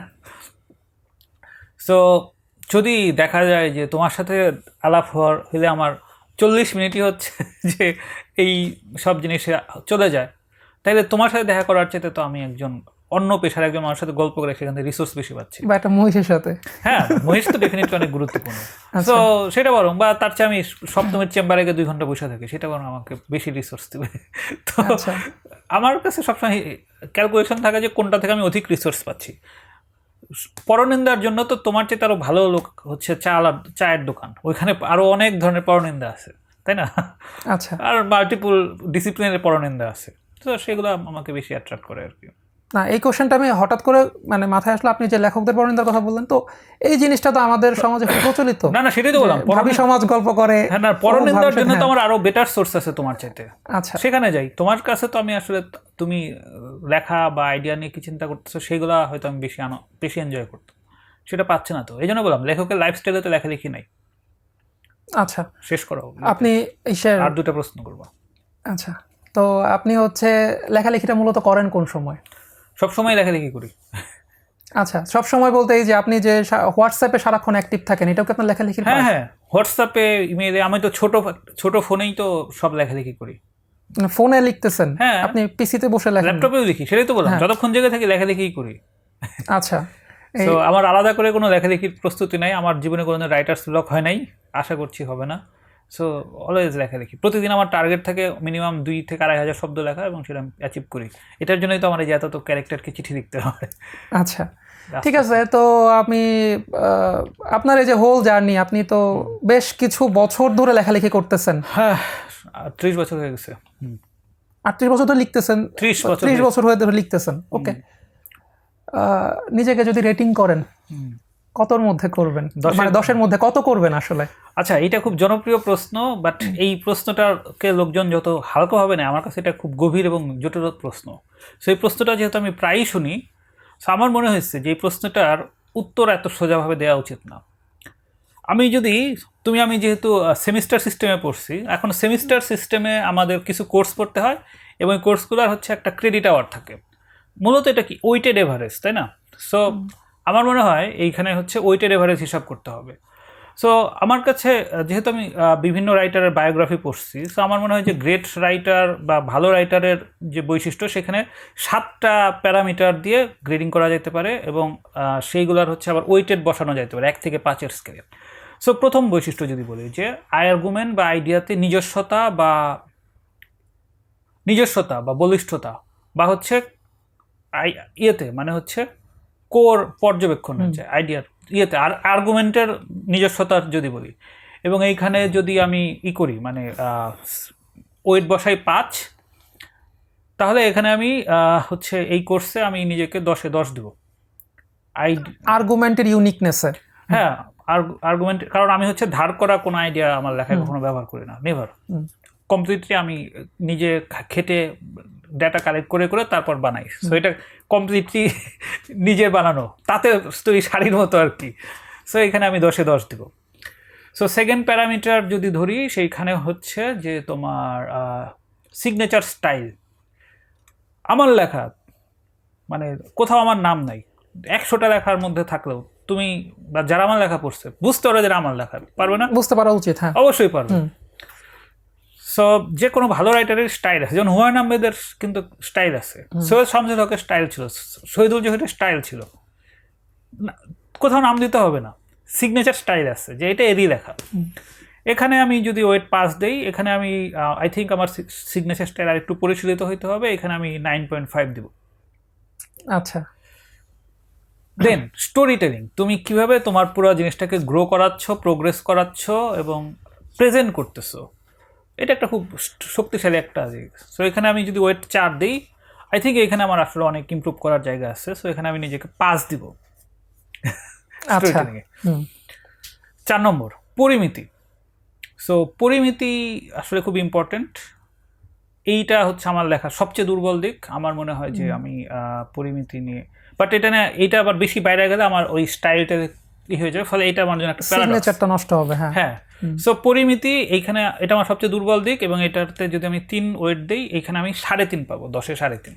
আচ্ছা, ওকে, এরপরে 4টা গেল না।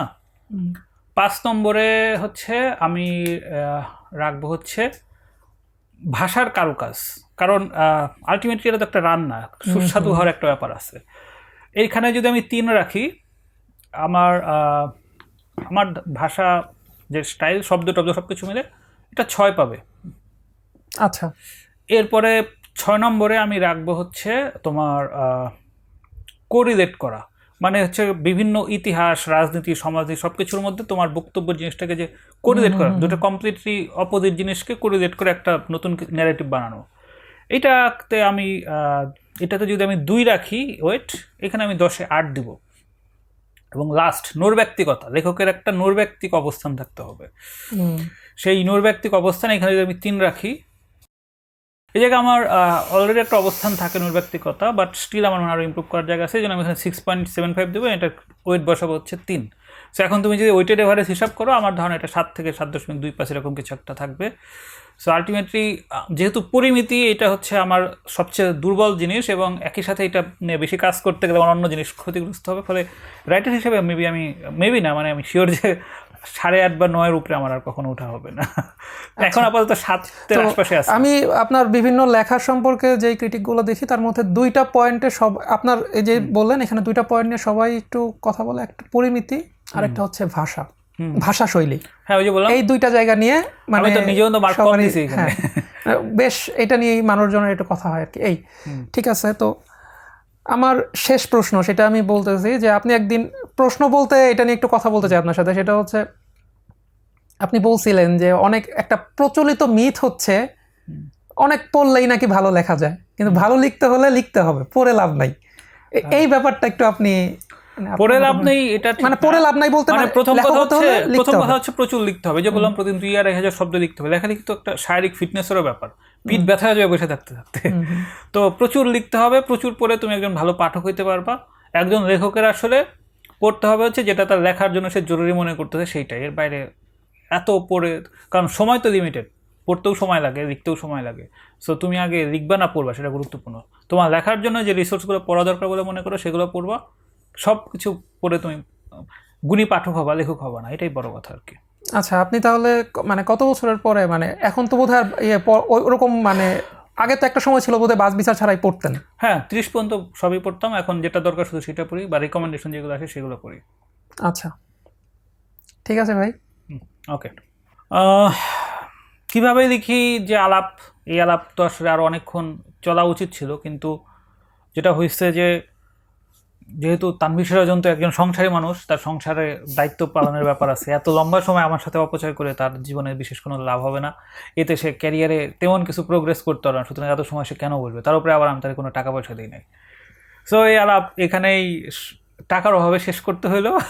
কখনো আবার যদি এই বিষয়ে আলাপ করি তখন হয়তো তানভীর সিরাজকে কিছু পারিশ্রমিক বা সম্মানী দিয়ে আরও লম্বা আলাপ করব। সে পর্যন্ত আমার কি বলে, এই মাহফুজুর রহমান আর অনন্ত জলিলের মধ্যে কোনটা আসলে আমি বেশি ওন করি সেটা ভাবতে ভাবতে আজকের মতো বাসায় যাই, যাওয়ার আগে একটু চা খেয়ে যাই।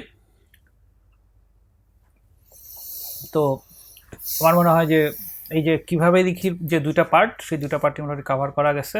না করা গেলে কিছু করার নাই, কারণ জীবনের সব কিছু আসলে আমাদের অ্যাচিভ করা হবে না, কিছু জিনিস, কিছু অপূর্ণতার হাহাকার থাকা ভালো।